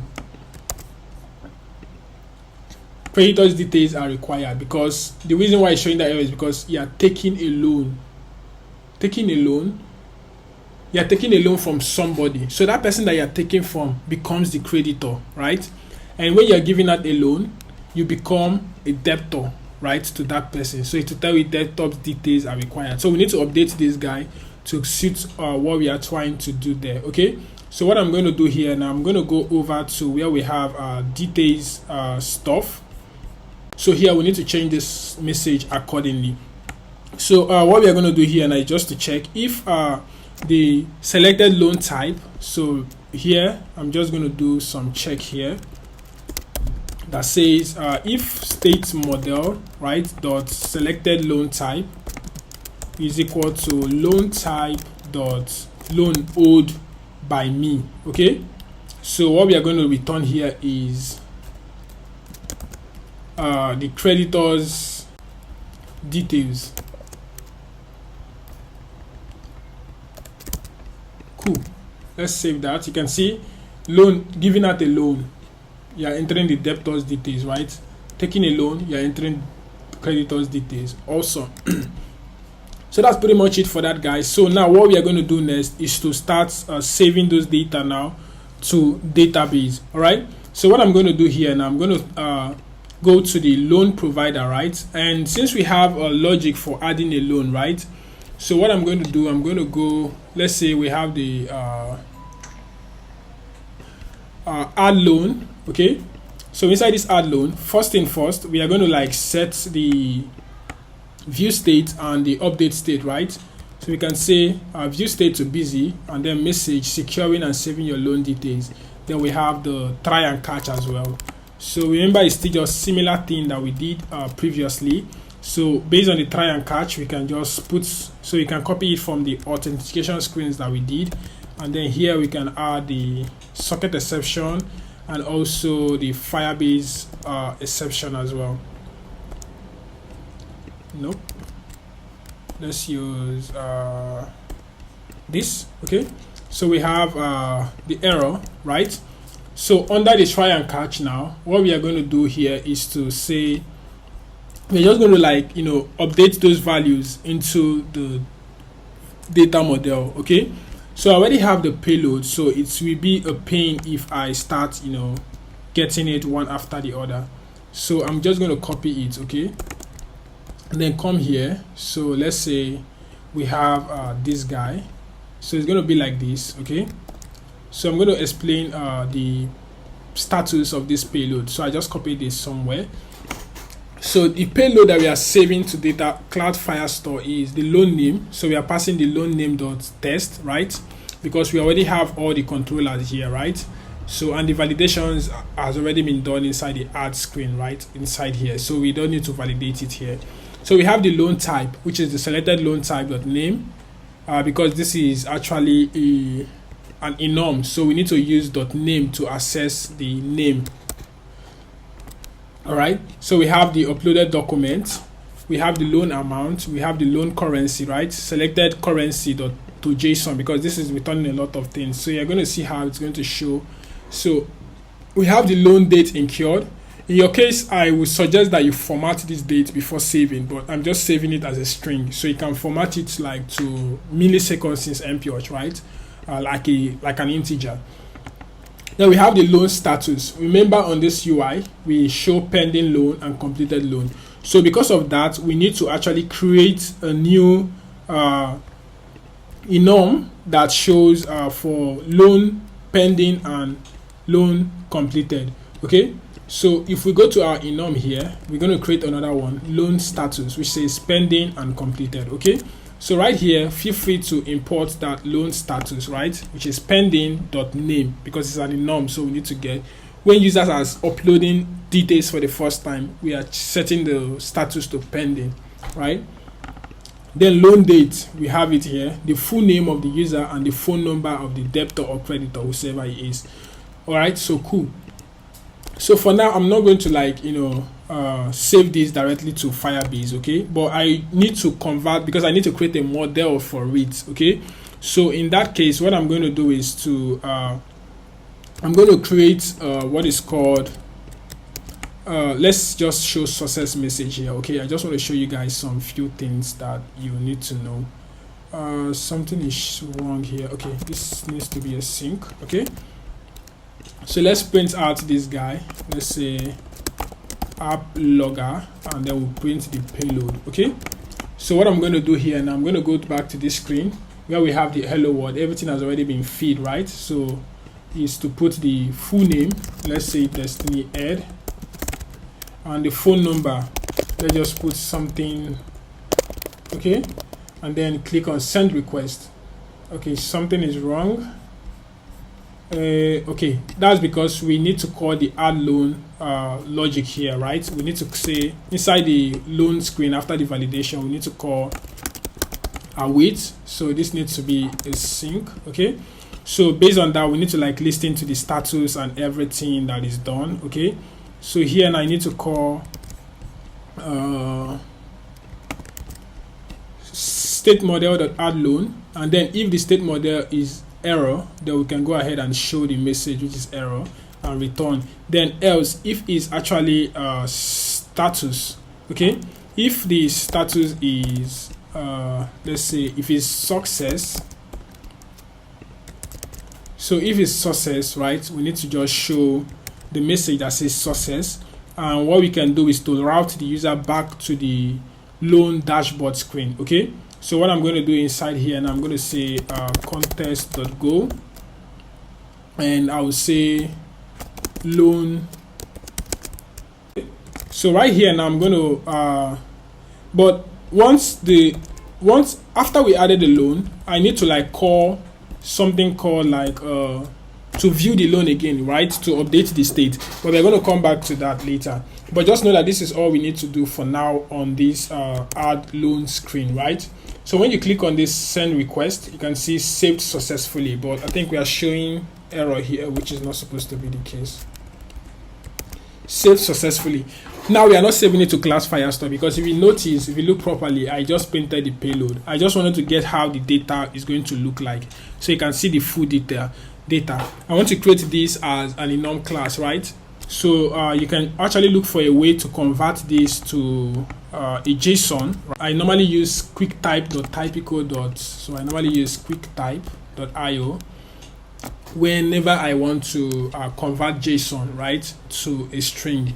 So you need to, I think I already have it somewhere here already. You need to make sure you convert that values to a string, right, to a JSON, right? Make sure you convert it to a JSON. What I normally do is I normally use what is it called, ChatGPT, right? So let me see if I can quickly bring it up. So I normally use ChatGPT. Let me see a new message now. I'll just ask it to, hey, convert this to JSON, right, and paste it. So just give it some few seconds. You can see it's going to convert everything to a JSON for us, which is, you can copy it and come to your quicktype.io, right here, paste it, set a loan model name, maybe the name of the loan model, and it's going to generate all this for us. Okay, so you can go on and copy it. Okay, so once you copy it, you can just go to your screen. Let's say you can go to loan model. Okay, let's go here where we have our model, right? I'm going to create a new loan model here. .dat. Okay, so inside here I'm going to paste that stuff that I copied from the quicktype.io, right? All this stuff. So make sure you set it as null safety, make all fields required, and you can select the language to that, right? Depending on the language you want to format it to. If you select Go, it's going to change it to Go model, but I'm using that in this case. All right, where is it? Okay, so once you have that, just paste it. You can see how it's looking. Everything looks great, and you can see the loan status and all that. Awesome. So now, instead of having all these payloads, okay, I'm going to use the loan model payload instead of this. Okay, so what I'm going to do, I'm just going to set this. So this is no more needed, right? So we have the loan model. You need to import it, right? And then pass. What I'm doing, I'm passing loan ID. You're going to understand why I did this loan ID, right? So what I did was I later added a new string here called loan ID, right? And we have the loan ID and the JSON loan ID. You're going to understand why this was done, okay? Also set the loan status to be pending, right? So once that is done, I'm going to create a loan reference, okay? Which is more like I'm going to create a loan reference for Firebase Firestore and also auth, user auth reference as well. So I'm going to come over here, like just here, and put this. I'm going to import the Firebase Firestore and the Firebase auth logic. Okay, we have the loan ref, we have the user as well. So right under this guy, I'm going to say loan ref, okay, .doc. Okay, so you know loans needs to be private to each individuals. Okay, so I'm going to use the user ID because Firebase is always going to return a unique ID for every user. Okay, so we have a new collection, and I'm going to say this as loan details, right? .add, and I'm going ahead and add payload to JSON. So you need to convert it to a JSON, like a map, because you cannot just save an object like this, a model like this directly. So I need to change it to a map, right? Cool. So we save it, and I think that's pretty much everything that we need for this adding of loan. So I will go ahead and try to, impute all these guys again. Like you can see, this is not really looking cool because whenever we leave this screen and come back, we are still seeing this previous data. So that shouldn't be the case. So what I'm going to do, I'm going to create a new feed, like clear feeds method. So what a clear feeds method is going to do is whenever the response, like after adding the loan, whenever it's successful, I'm going to call that method to clear the feeds entirely. So right under here, I'm going to say clear feeds. Okay. So I'm going to use it to clear the controllers and every other thing. So inside here now, what I'm going to do is just to put the loan controller .clear selected loan, null, uploaded loan, and everything that needs to be cleared. Okay, I'll just do that. Cool. So now what I'm going to do now is to try to add. Let's send a request. You can see saved successfully. I think that's so fast. Like it's so fast. Sometimes you might not even see what is happening, but just know that it has been saved.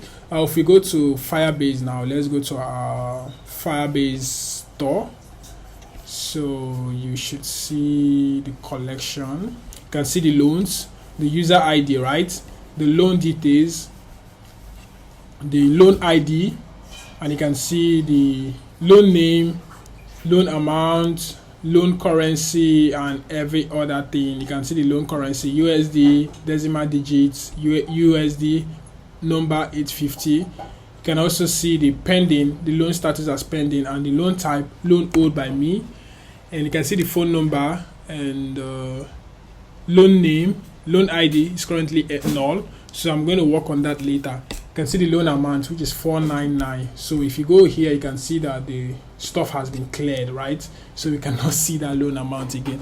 Cool. So now you can go on and start adding, and that's how it is.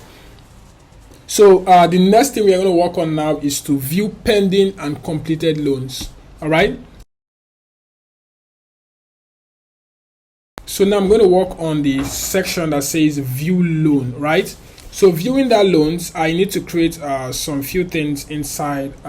So the view loan, basically when a user comes to this screen, so when you come to the loan dashboard screen, right, just inside the init state, we need to like call the view loan method, right? So inside here, let's say we come to view loan screen.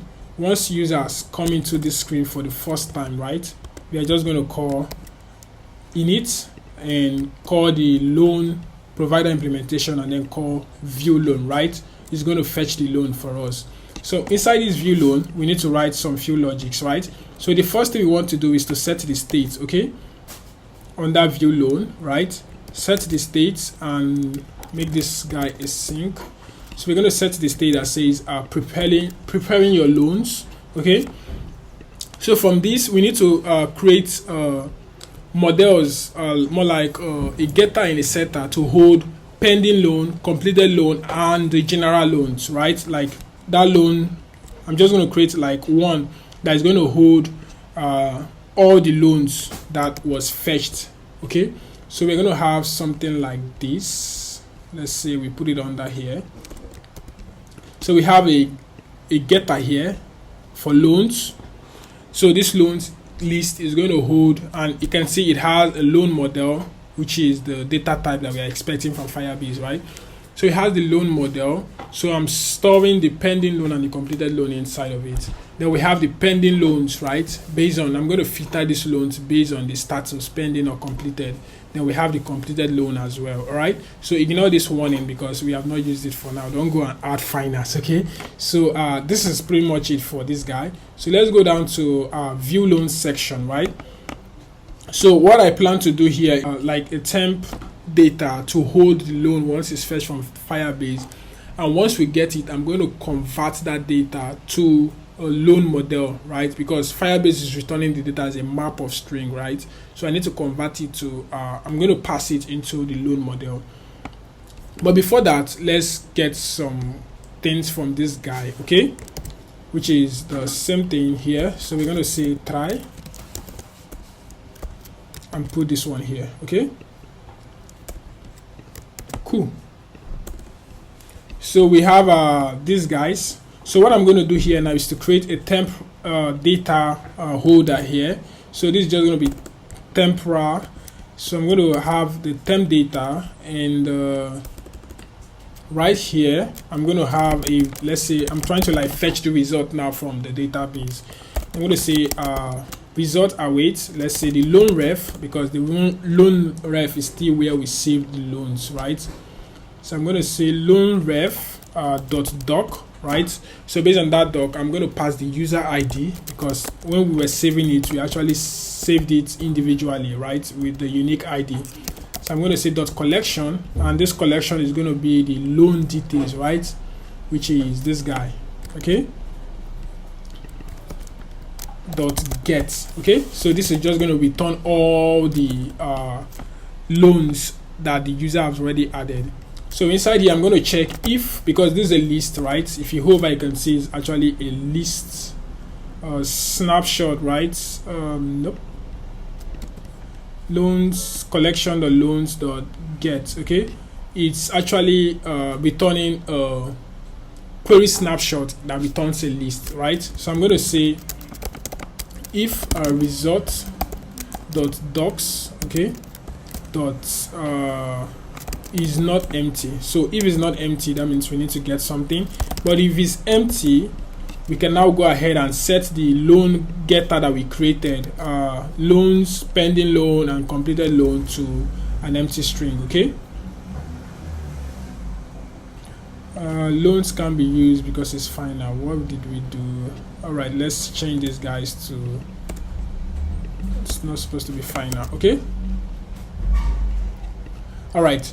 So, but if it's not empty, we can go ahead and, you know, manipulate it, get the loan data first. Let's say loan data, okay, that returns a list, right? So this returns a list of query document snapshot. So inside this query document snapshot, I'm going to loop through the list, right? Let's say I in loan data, Okay, so inside here I'm going to just log the data. Let's just say I want to log the loan data, right? So that's just a minor stuff, right? But I normally use it for debugging sake. Okay, so what I'm going to do now is to pass the data that is coming from this I, which is the query document snapshot. I need to pass it into the loan model, right? The loan model that we created. So I'm going to say loan data model. So I'm going to say loan model, right? Nope, not this.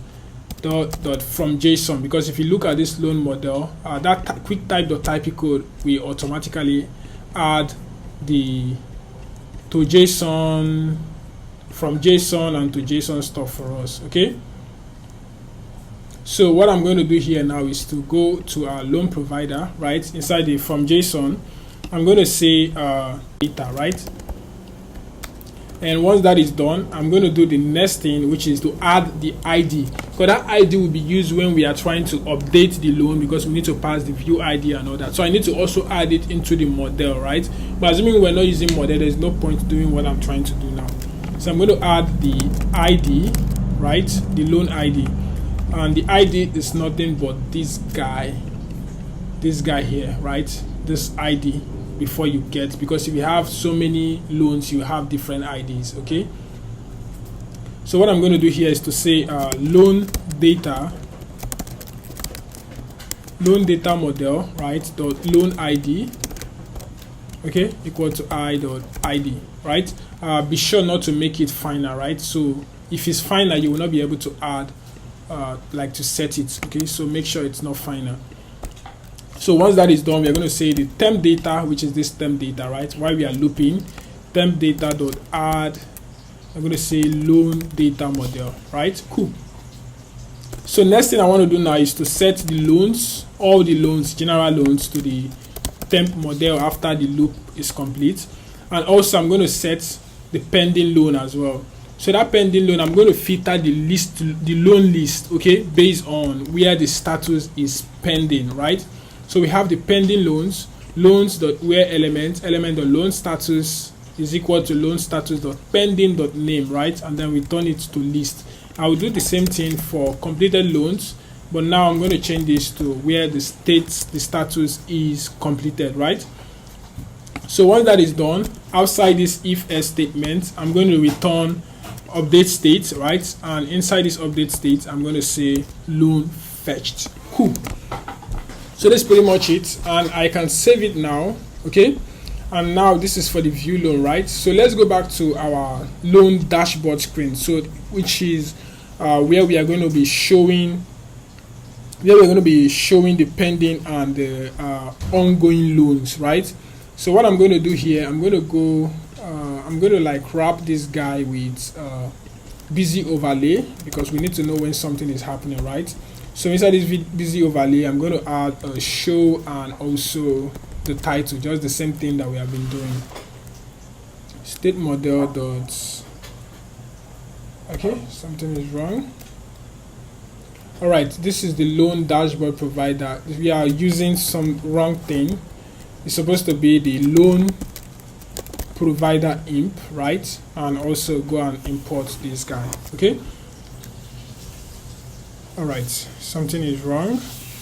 All right, so we can use the two, because this logout is coming from the authentication, right? So let's say we use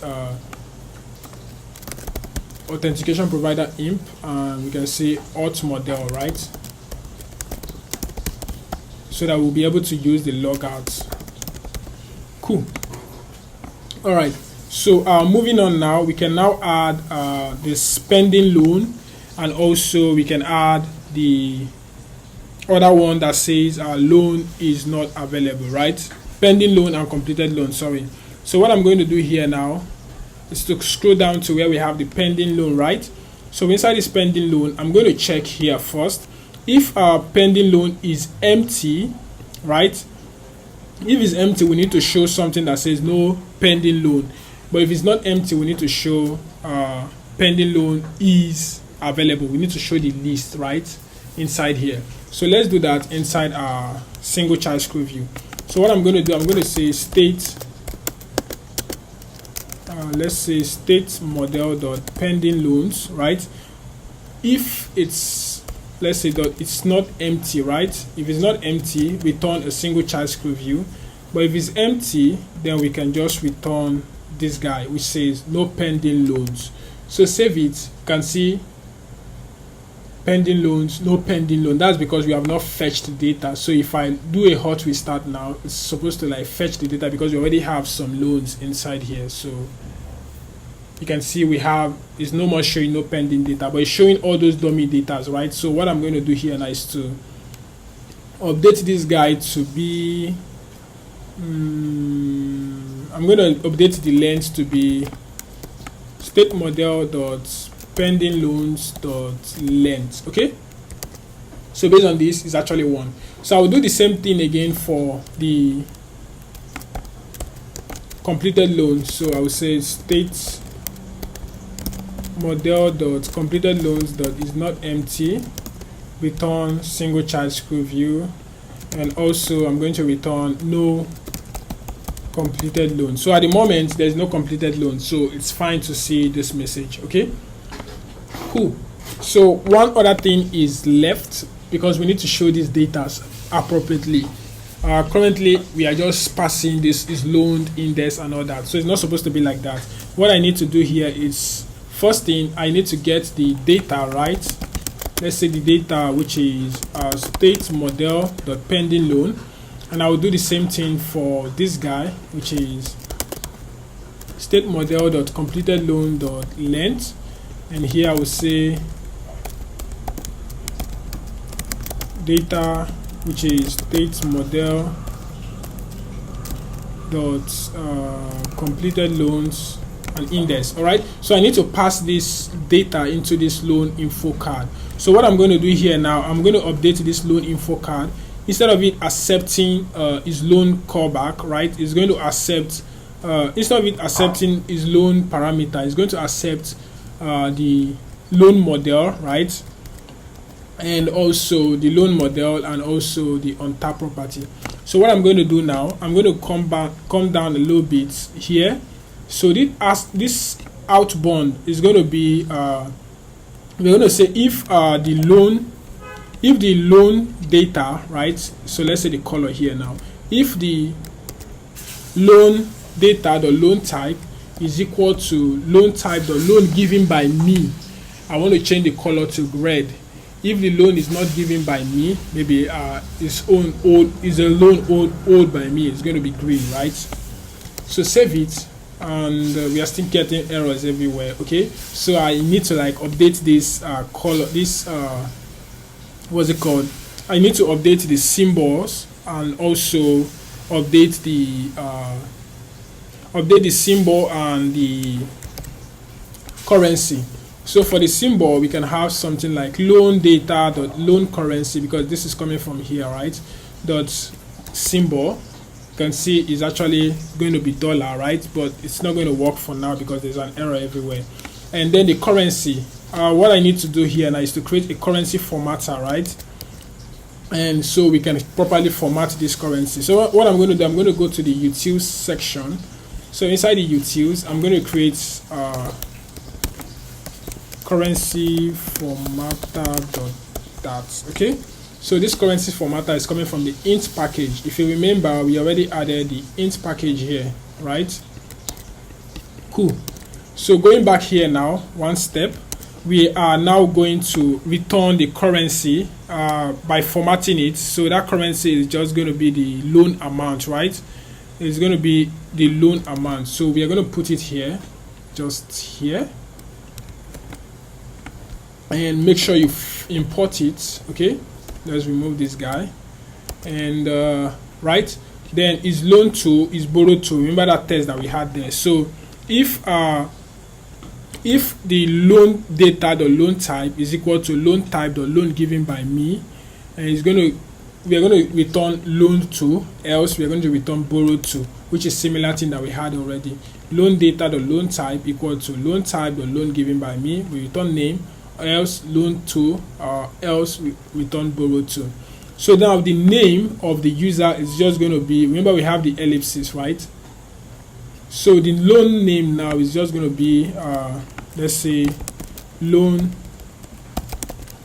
data, right, dot full name of the user, right, on when was this thing done. So we need to also format it based on the date. So what I'm going to be doing here is to say date format, right, dot med, right, dot format. So we can say loan data dot loan date incurred, right? Cool. That's pretty much what we need there, and save it. Okay, so right now you can see we are having errors everywhere and all that. So we are done with this bit, okay, to show the loan details on this card. So I'm going to go back to the loan screen. So instead of is loaned, I'm going to say loan data and then pass in this data, right? We're also going to do the same thing for pending loan, right? Loan info card. And for search loan, since we have not really done anything, so I'm just going to, like, return empty string for now. Let's just return a test here that says hello. Let's just return a test for now because we're going to work on this later, okay? But to get rid of that error, so we save it. You can see how the data just changed. Emergency loan, which is the name of the loan. But what we need to do now is whenever the user comes to this screen, right, we need to be showing emergency loan. Is this supposed to be emergency loan? Let's look at the name. Hold on one sec. Let's look at the loan info card. I think I didn't do something. Emergency loan. No, it's supposed to be loan data dot loan name. Okay. And title, we need to set this title is both true, and let's just add some ellipses to it. Okay, cool. So that's pretty much it. Loan name borrowed from Destiny Ed on this date. Okay, cool. So now we have successfully showed the pending loan and also the completed loan. So the next thing we are going to be doing now is to view the loan summary, right? When the user clicks here, we need to show the loan summary here, right? And if the loan is pending, we need to show delete and mark as completed. But if the loan is completed, we only need to show delete, right? Awesome. This what I'm going to do now, I'm going to go over to where we have because inside this loan info card, where we are calling it, which is on the loan dashboard screen, there's an untap property, right? And inside this untap property, when a user taps on it, we are taking them to a new screen, right? So what I'm going inside this view loan screen, right? And now what I need to do inside this view loan screen now is to create a new, I'm going to create a new parameter, right? The loan ID. So whenever the user comes to this screen, I need to like refetch the loan ID, the loan details right in this screen, okay? So we have something like this, view loan screen, okay? And then we have the loan ID, requires the loan ID, okay? Okay? So this is the loan ID, right? And when we go back to, I think we have the router, okay? So this router is supposed to like accept the parameter that we are going to pass. So what I'm going to do here, I'm going to create this guy to actually accept the query parameter that we are going to send from when user tries to navigate into this screen. So inside here, I'm going to add, nope, this is not, let me convert it to block body, okay? So right inside this block body, I'm going to say loan ID, okay? And I'll have state.URI. So this is how you assess parameter. This is how you move value from one screen to another using Go Router. First, you'll find the parameter, you see query parameters, right? And based on that query parameters, you just collect what you want to take. So this case is going to be the loan ID. So I'm going to pass loan ID here, okay, which is actually nullable, right? Okay, something is wrong. I'm going to remove this const, okay? So right inside this screen where we are navigating in between screens, like say from the loan screen where we have the on tap method.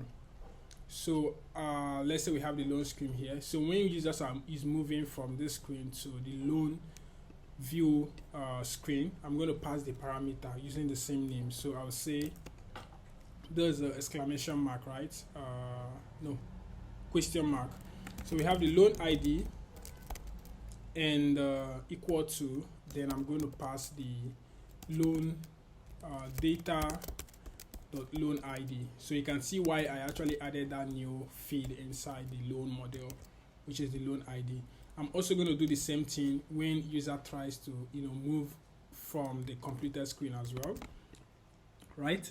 So based on this, let's go and confirm if the loan is actually coming out. So inside here, I'm going to call app logger and just call reject.loan ID. Okay, let's be sure that we're actually getting the right data. So I'll go ahead and restart this.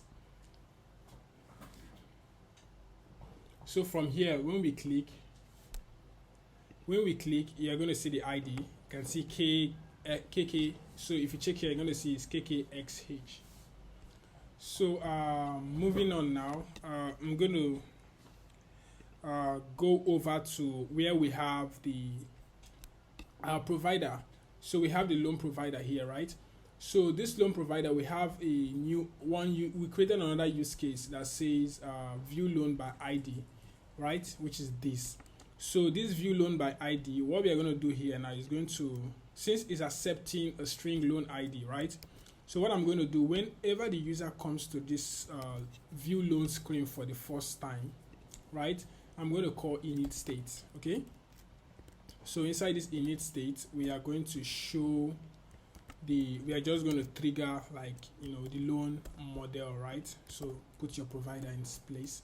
So we're going to pass the widget, the loan ID that is coming from this guy, right? Which is the view loan ID. So let's go back to the method that says view loan by ID. So right inside this view loan by ID, what we are going to be doing here now is to create, we're going to create first thing, which is we're going to do the same thing that we did here, like this guy, right? And put it here. So instead of preparing your loan, we are going to say fetching your loan details, right? Fetching loan summary, okay? And here you can just make it asynchronous, okay? And from here now we are going to use our try and catch tool, the same thing we did here, right? So but in this case, what I'm going to do is just to let's just copy this guy, right? I'm going to copy from here this try catch down to this guy. All right, so we come here, which is the view loan, and we do the same thing, but I'm going to remove all of this because for now I'll just say we don't need it, okay? So let's just start afresh, okay, for better understanding. So we can see loan, we can change this string to loan details fetched, and from here what we are going to do is just to create, I'm going to get the data from Firebase, right? You can say results await let's still from the loan reference. Remember we created the loan reference here, right? So we are still going to use the loan reference to get the data. So loan reference dot doc, and from here we are going to pass the UID to user dot UID, right? And here now we can say dot collection, which is the loan details, okay? Something is wrong, it's supposed to be like this, okay? Dot collections loan details, okay? Dot doc, okay? Now we can now pass the loan ID, which is this guy, right? And then you can say dot get. So when we use this loan ID, it's going to be this loan ID to just get the details here, right? So the next thing we are going to do is to check if that stuff actually exists, okay? If the UID exists, if it's existing already, so we are just going to fetch it. But if it does not exist, so what we are just going to do is to show an error message that says loan with ID does not exist, okay? Just like this. And once we are done, we can just call set state, right? which is more like update states, but you don't need this for now. So what we are going to do, we're going to move this guy inside here, okay, which is loan details fetched. And what I'm going to do now is to create another holder, just as we did for pending loan and loans, right? It was a list, but in the case of this details loan, it's more like a single loan, so we are not fetching a list, we are just fetching that particular loan, which is this one. So what I'm going to do here is just to create the getter and the setter for it. So we just say for single loan, right? And I'm going to say lists. It's not going to be list, it's going to be loan model, right? For now, let's make it nullable, right? And you can say single loan. Okay, then we can create a loan getter, right? Loan model, and you can say get single loan. Awesome. So let's go down to the view loan by ID method. So right under this view loan by ID method, what we are going to be doing now, once we have fetched that stuff, we are now going to assign, we are going to convert, like pass the results, the data, right, to, we're going to pass the loan result, the data to the loan model. So we're going to do loan model dot from JSON, right? So we can say result dot data, right? Cool. But I think that's throwing some errors. So that means we need to like add, I think it's nullable, it's null, so we're just going to add this guy, right, to fix that error. So once we get the data, we are going to assign it, because if you hover on it, you will notice that it's a loan model, right? So we are going to like return it to single loan, right, equal to the loan data, right? So after that, you can just go ahead and log the details if you want, but it's not, but for debugging sake, yeah, it's okay to, you know, log the details out. You can just say loan.json, right, to just log out the details. Cool. So we have this in place. The next thing I'm going to do now is to go back to view loan screen. Okay, so these are view loan screen where we can fetch the loan details. All right, first thing, wrap this guy with the consumer, and yeah, and then just set the loan data class, right? Loan provider implementation. So this is going to be a state model and underscore, right, because it's optional. So go ahead and wrap the scaffold also with busy overlay. So now we have that guy out of the way. So the other thing that we need to do is if the state model.single loan is actually null, so if it's null, we need to like show something like size box, right, when it's null. But that's not the case here. So let's go back here and click. You can see fetching loan details, and once there's a loan detail, you can see the whole detail here, the loan ID, the loan name, and everything has been fetched. So now you can see it's displaying the actual data for us. Okay, so what I'm going to do next now is to pass those data accordingly into this view that we already created, right? And also I'm going to check too if it's deleted, else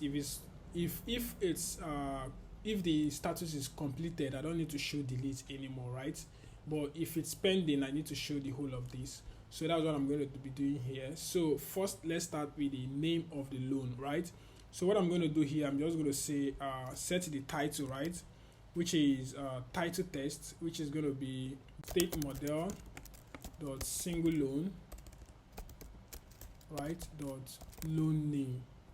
Cool. Remove this const because we don't need that. So save it. You can see now the name is hello world. Awesome. So we're also going to do the same thing for the title, right?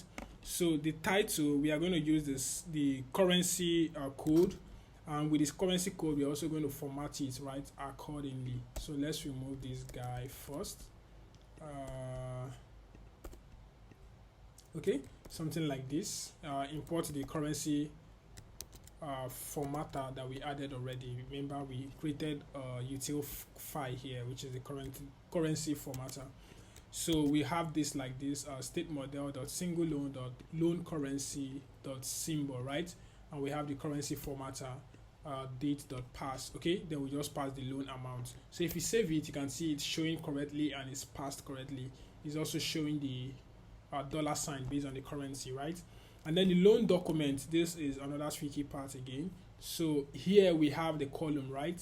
You will understand why I added the column now. So what I'm going to do here, I'm going to check if the because you know this stuff is optional, right? This loan, if you try to add, you'll notice that loan document is optional. So we need to check whenever user comes to the detail screen. So we need to do something like if state model the single loan, right? The loan doc, which is the loan doc, if it's not equal to null, then we can go ahead and show this loan document, right? But in this case now it's not null. And when user tries to view the loan, what we are going to do is to open it using URL launcher, right?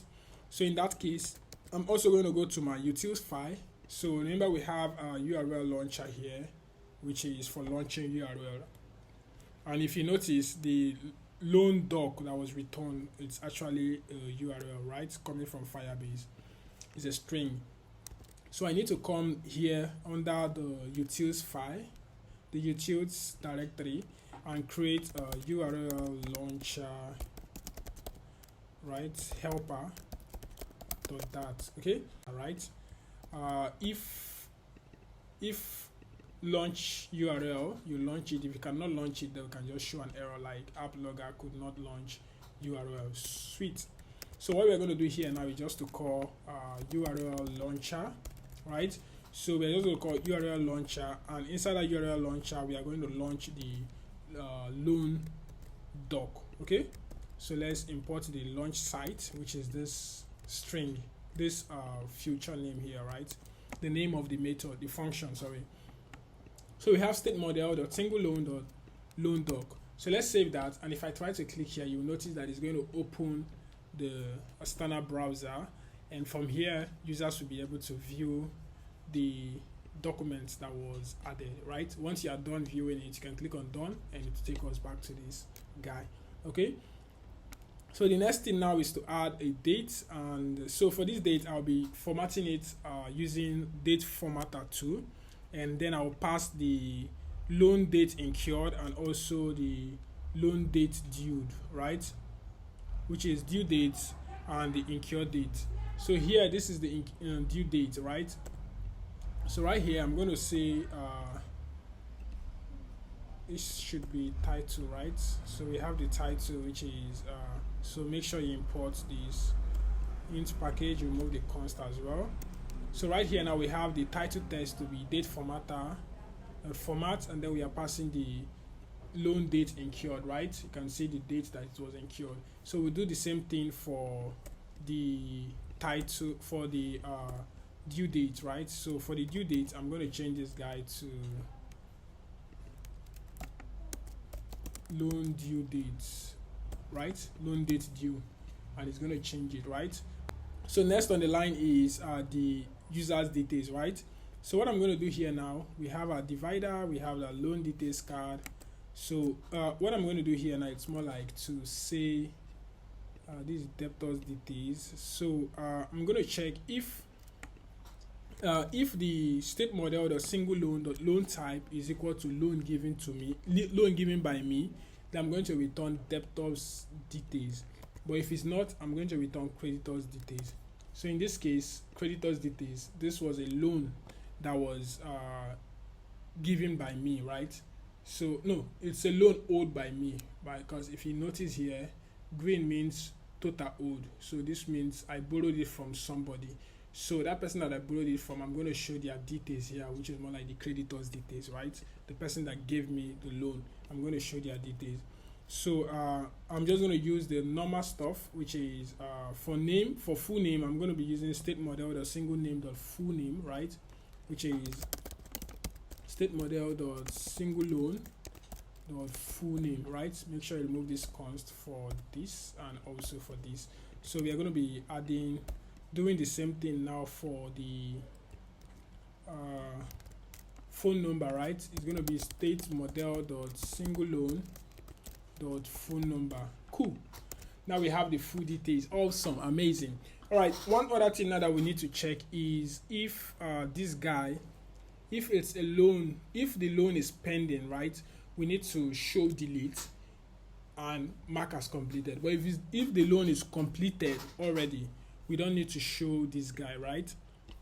So what we are going to be doing here now is to create what's it called? We are going to do some check, right? So we have our expanded widget here. We also have our width here. So what I'm going to do, I'm going to check if state model dot single loan, right? The loan status, okay, is equal to loan status dot pending, right? If is equal to loan status dot pending dot name, right? Go ahead and show this guy. And also we'll do the same thing again for the expanded, right? If it's pending, show it, but if it's completed, there's no point showing these guys anymore, right? So that's pretty much it for this. So if we save our code, let's say we just click on pending loan, you're going to see the result here. So let's try to add another loan for testing sake. Let's just enter. And if you notice, I'm not really validating the phone number, so it's to be a plus if you validate it while working. So saved successfully, right? And something is wrong. Once it's saved, we are not refetching the data right here. So except I go back and do a hot restart and the data will be fetched. So what I need to do is to go where we are adding the loan. Let's go to the add loan screen, right?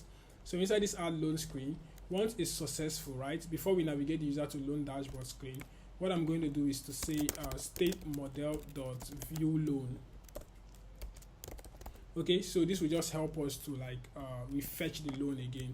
So let's save it. I'm going to try to add a new loan again, unless I'm giving out a loan this time, but cool. And save it. You can see once it's saved, we are automatically fetching the data, and you can see the amount here that was loaned, right? And you can see, cool, this is amazing. So when users come here now, you can see for loans that they did not upload any document, it doesn't show it, right, because of the check that we did here. And for loans that have document, you can see it's showing the view loan document. Awesome. So guys, that is it for actually displaying the loan and how to pass parameters from one screen to another using Go Router. So the next thing we are working on now is how to update and delete the loan, right? It's going to be a quick one actually. So now let's say we have to delete and also upload the loan. What we're going to do is you go to your screen, right? First of all, let's update the loan to, let's say we have this loan. Once we click on mark as completed, we want to update it, right? And once we update it, it's going to show under completed loans, right? So what I'm going to do now, let's go back to our provider where we have, I think that should be update loan. So let's go to our, all right, we have the loan provider. Awesome. So under this loan, view loan by ID, I think we have update loan, right? This is one of the use cases inside this loan provider implementation class. So right here, we are passing the loan ID, right? Take note of that. So here now, once user tries to upload the loan, we're also going to change the value to updating your loan. And aside that, we are also going to do the same check that we were doing for every other guy. So we are just going to copy this guy, okay, to check for Firebase exception and all those stuffs. So yeah, we're going to put these guys here. I'm going to remove this, right? So let's remove this update for now. Okay, so inside here now, what I'm going to do is just to call the result, like we are going to search the Firebase collection to be sure if that stuff already exists. So I think I already have it here before I remove this guy. So we have the final result await loan ref.doc, right? User ID collection loan details.doc and get the loan ID, right? And then from there, what we did was to check if the result exists. If you see on line 165, if it exists, then we are now passing it like into the model JSON. So from there, what I'm doing now, instead of returning this JSON single, what I'm doing is to say loan data dot, I'm going to update the loan status, right? And make sure this loan status is not final. If not, you get some error. So we say loan status, make sure it's not final, right? If it's final, we'll not be able to update the value. So we have loan status. We'll now set it to loan status dot completed dot name. Cool. So we have that in place. And now the next thing I'm going to do, once we have updated it, I'm going to update the value on database, right? So I will say loan ref dot doc, right? Still using the same user dot uid dot collection. So let's say loan details, right? And then here I will now call dot doc. So I'll pass the loan ID, okay? And here we can say dot updates. There we just pass the loan data dot to JSON.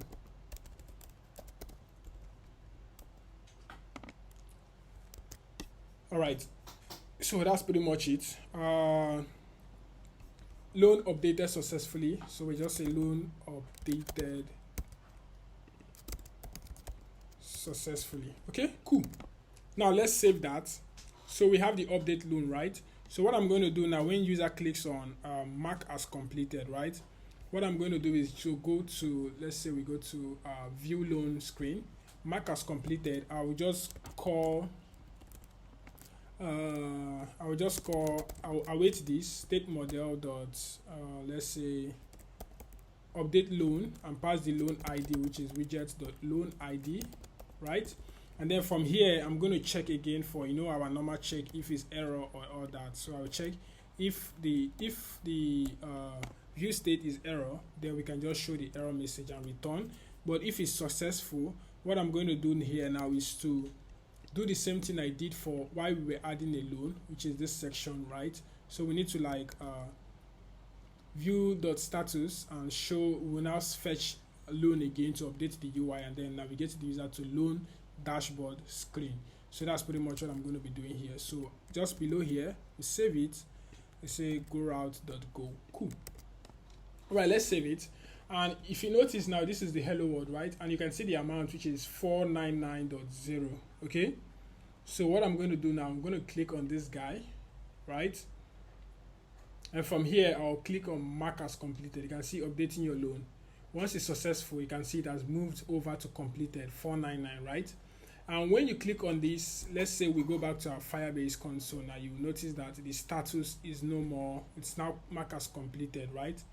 So I'll click on here, you will see that it's no more showing mark as completed, it's now showing as delete. So that means we need to delete it. But for the ones that are pending, you can see that mark as completed and delete are currently showing. So moving on, I'm going to work on the delete section now. So users will be able to delete a loan, right? It's definitely going to be the same thing as what we have for this guy, right? Which is update loan. But in this case, we are going to change it. Let's say I just copy for mark as completed, put it here. So instead of having update loan, I'm going to call delete loan, right? It's still similar thing, okay? And we're also going to fetch the loan and all that. So for deleting a loan now, what we are just going to do is to go back to our code, which is the provider. Where is it? Loan provider. We have the update loan. So I'm going to copy the whole of these two because it's more like the same thing. Let's come to the delete loan section right here, paste it, and we are going to like put the async. Okay. We can now say deleting your loan. Loan details, the same thing. Results, the same thing. So what I'm going to do here now is if result exists, right? I don't need to do all these guys, right? You can just remove it. And instead of updating, I'm just going to call dot delete. Okay, cool.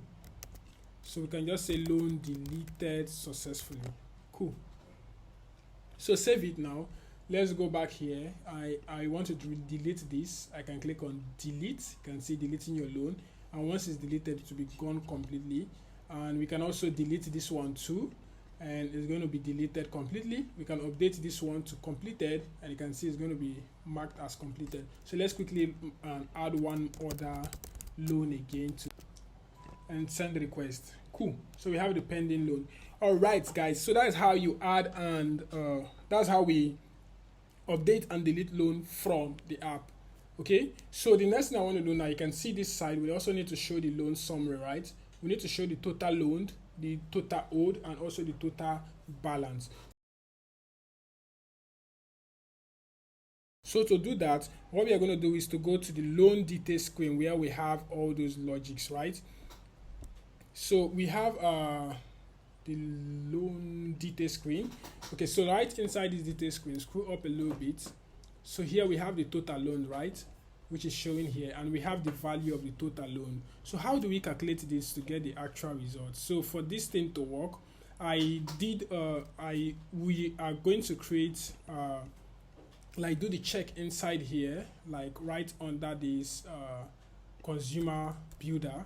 So I'll have a variable that says total loaned. So the total loan is just we adding all the loan that has the loan type of loan given by me, right? That's what we mean by total loan given by me. So this is what we're going to do. We're going to say state model, right, dot loans. You can see we have those loans list that we created before. Dot where, so we're going to check where the element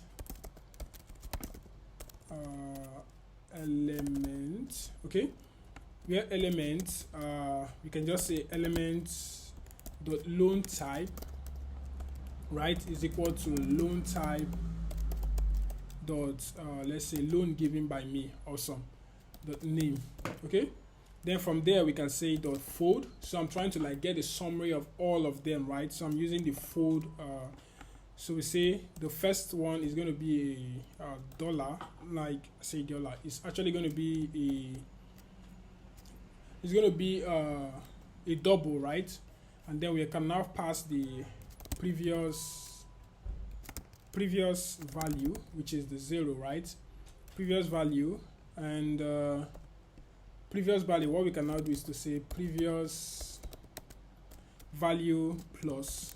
So we're going to pass the amount, right, which is we are going to be using double dot pass to convert the amount to a double, which is the loan amount, because initially it was a string. We're going to say loan dot pass, and we say element dot loan amount. Cool. So that's pretty much it. And if I come here now, total loan, and I come somewhere around where we have the total loan, right? So here, what I'm going to do here now, it's more like showing, I'm using $ sign as the default currency, right? So we can now say currency formatter, right? And go ahead and pass the total loan. So observe what happens here. Total loan is showing 5,000 because this is the amount here, 5,000. It was the money that was loaned, right? So let's do for total owed. It's supposed to be 4,555 because we only have one item, right? So I'm going to go back there again and create a new variable that says, okay, I didn't copy this properly because it's still the same thing. We're just going to duplicate it. So here I'm going to have total owed, right? So instead of loan given by me, it's going to be loan owed by me, right? Save it, then we'll come down here, total owed. We are now going to do the same thing, right? Currency formatter dot let's say total owed. So watch how this changes now. 455, sweet. So we have that. If I add another item now, you will notice that total taken by loan, let's say emergency loan, taken by, and send request. All right, so now we have the second item added. So if you notice now, total loaned, we have the total loaned. You can see total owed, which is green. If you multiply this 2,000 and 4,555, you're going to get 6,555, right? You can see the calculation is accurate. So now we are going to work on the last one, which is the total balance. So to calculate this total balance, what we are going to be doing is to subtract total loan from the total money borrowed, like total owed minus total loan. We are going to get the total balance because total owed is more like the money that you have with you, right? And the total loan is the money that you gave out. So we are not calculating that, we are subtracting the total owed from the total loan. So what I'm going to do here, I'm going to come to this total balance, sorry, and I'll be using the currency formatter, right?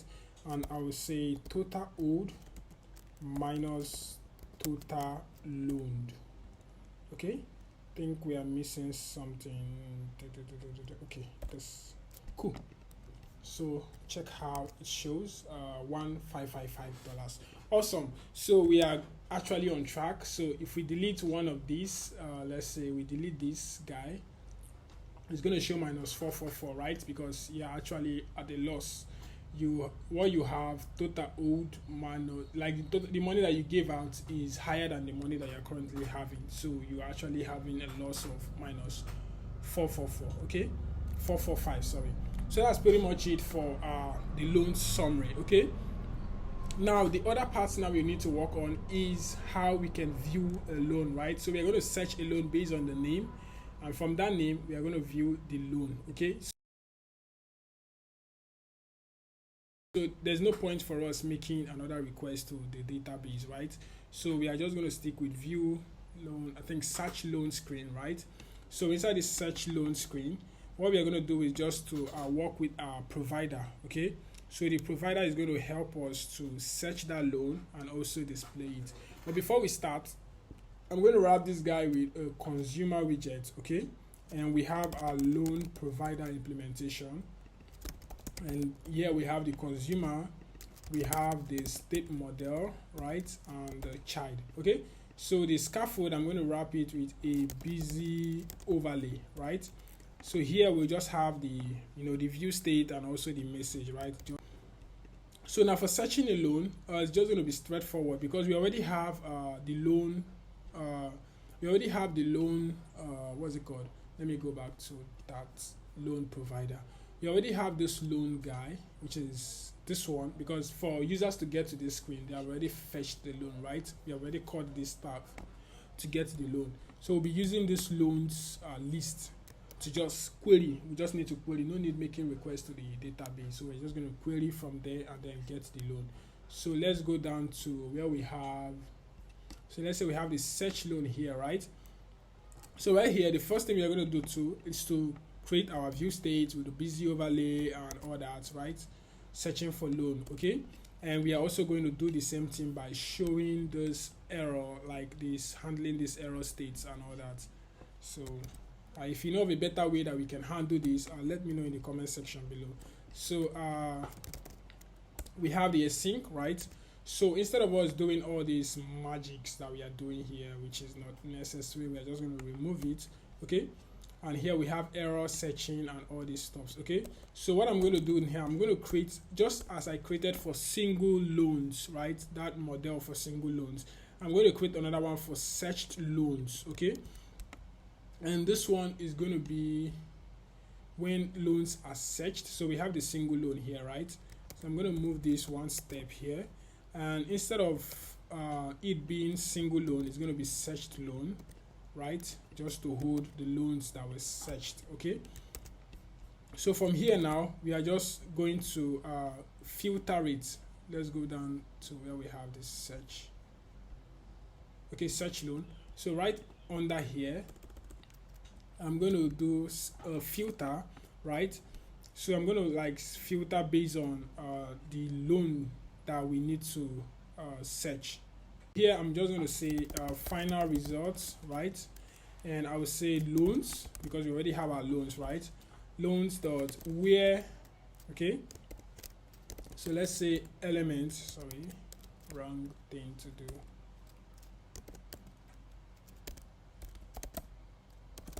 Okay, we have elements, right? And you can say element dot loan name dot, convert it to lowercase, right? Lowercase dot contains the query controller key. So I did not really create that one. So what we are going to do here now is to search loan query controller, right? We created it, but it looks like I've not passed it to this side guy, right? So we are going to say state model dot query controller, right? Based on this, and unchanged. Once there's an unchanged callback here. Okay, what is wrong? So unchanged, we return the value, which is the string. So I'm going to check if value dot is not empty, right?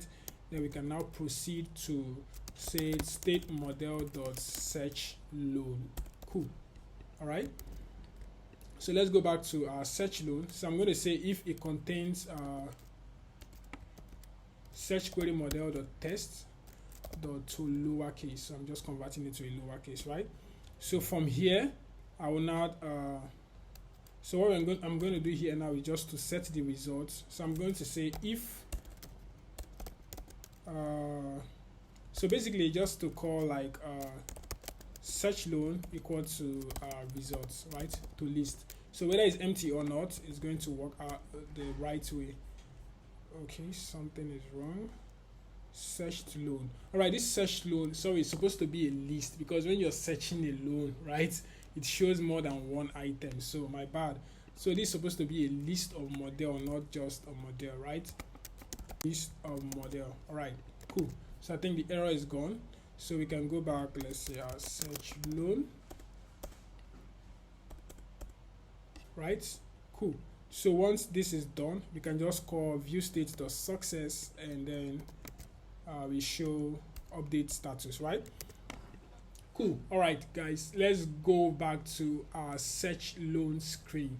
So right inside our search loan screen, once we have done all those stuffs, I'm going to have a right just under this above this body. I think we have the expanded widget, right, with the height. So right here, I'm going to check if the loan is null, is empty, right? If state model dot search loan, right, is equal to null, and state model dot search loan dot is empty, right? I'm just going to, okay, this is not level. If it's empty, I'm just going to like show. I think we don't need this. So if it's empty, I'm going to show no loan found, right? But if it's not empty, right, so I'm also going to do another check here.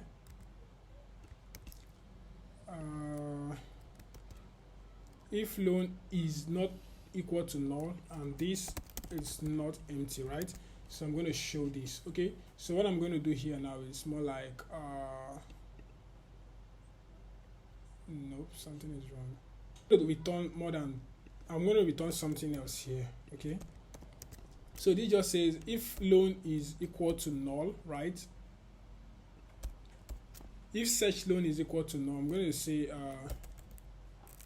search loan, right? Search for loan, or search for loan, search for a loan, right?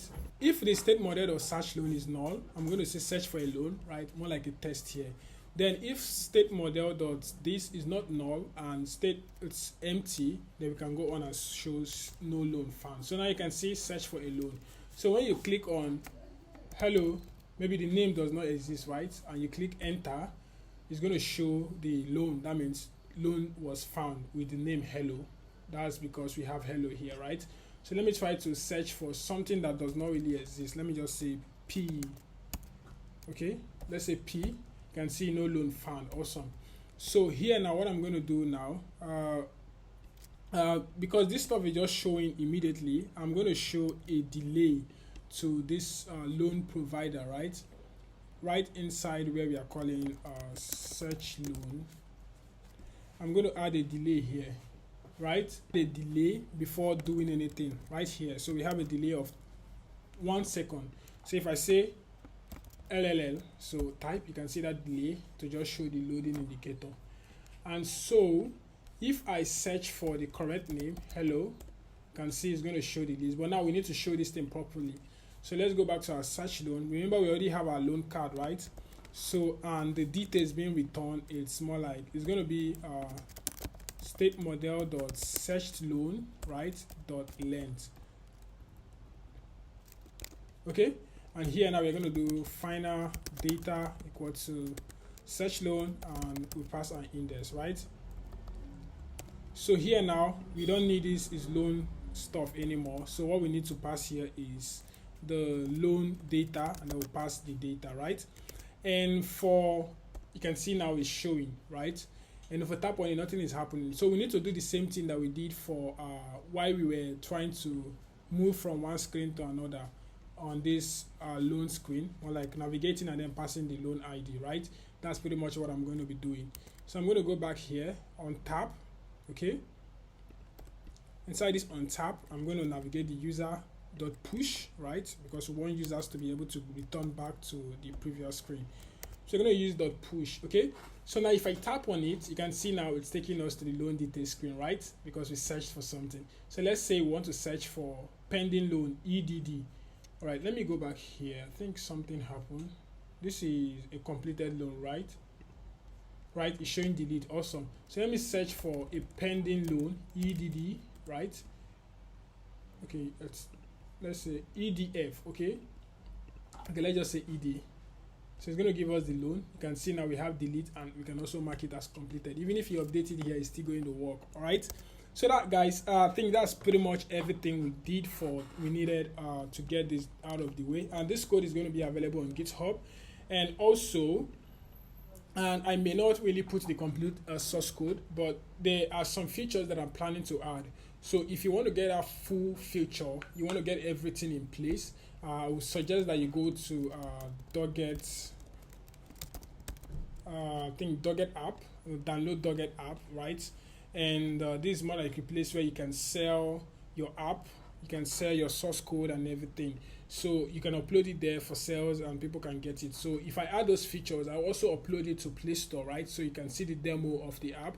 And also if you want to play, like you want to download it, you want to create another startup from there, just like that. So I'm going to add it in this Doggett. So feel free to download Doggett. You can sell your projects, you can sell your apps, you can also purchase already made software from the platform, right? So for now it's only available on Android. Okay, so I think iOS will be ready very soon.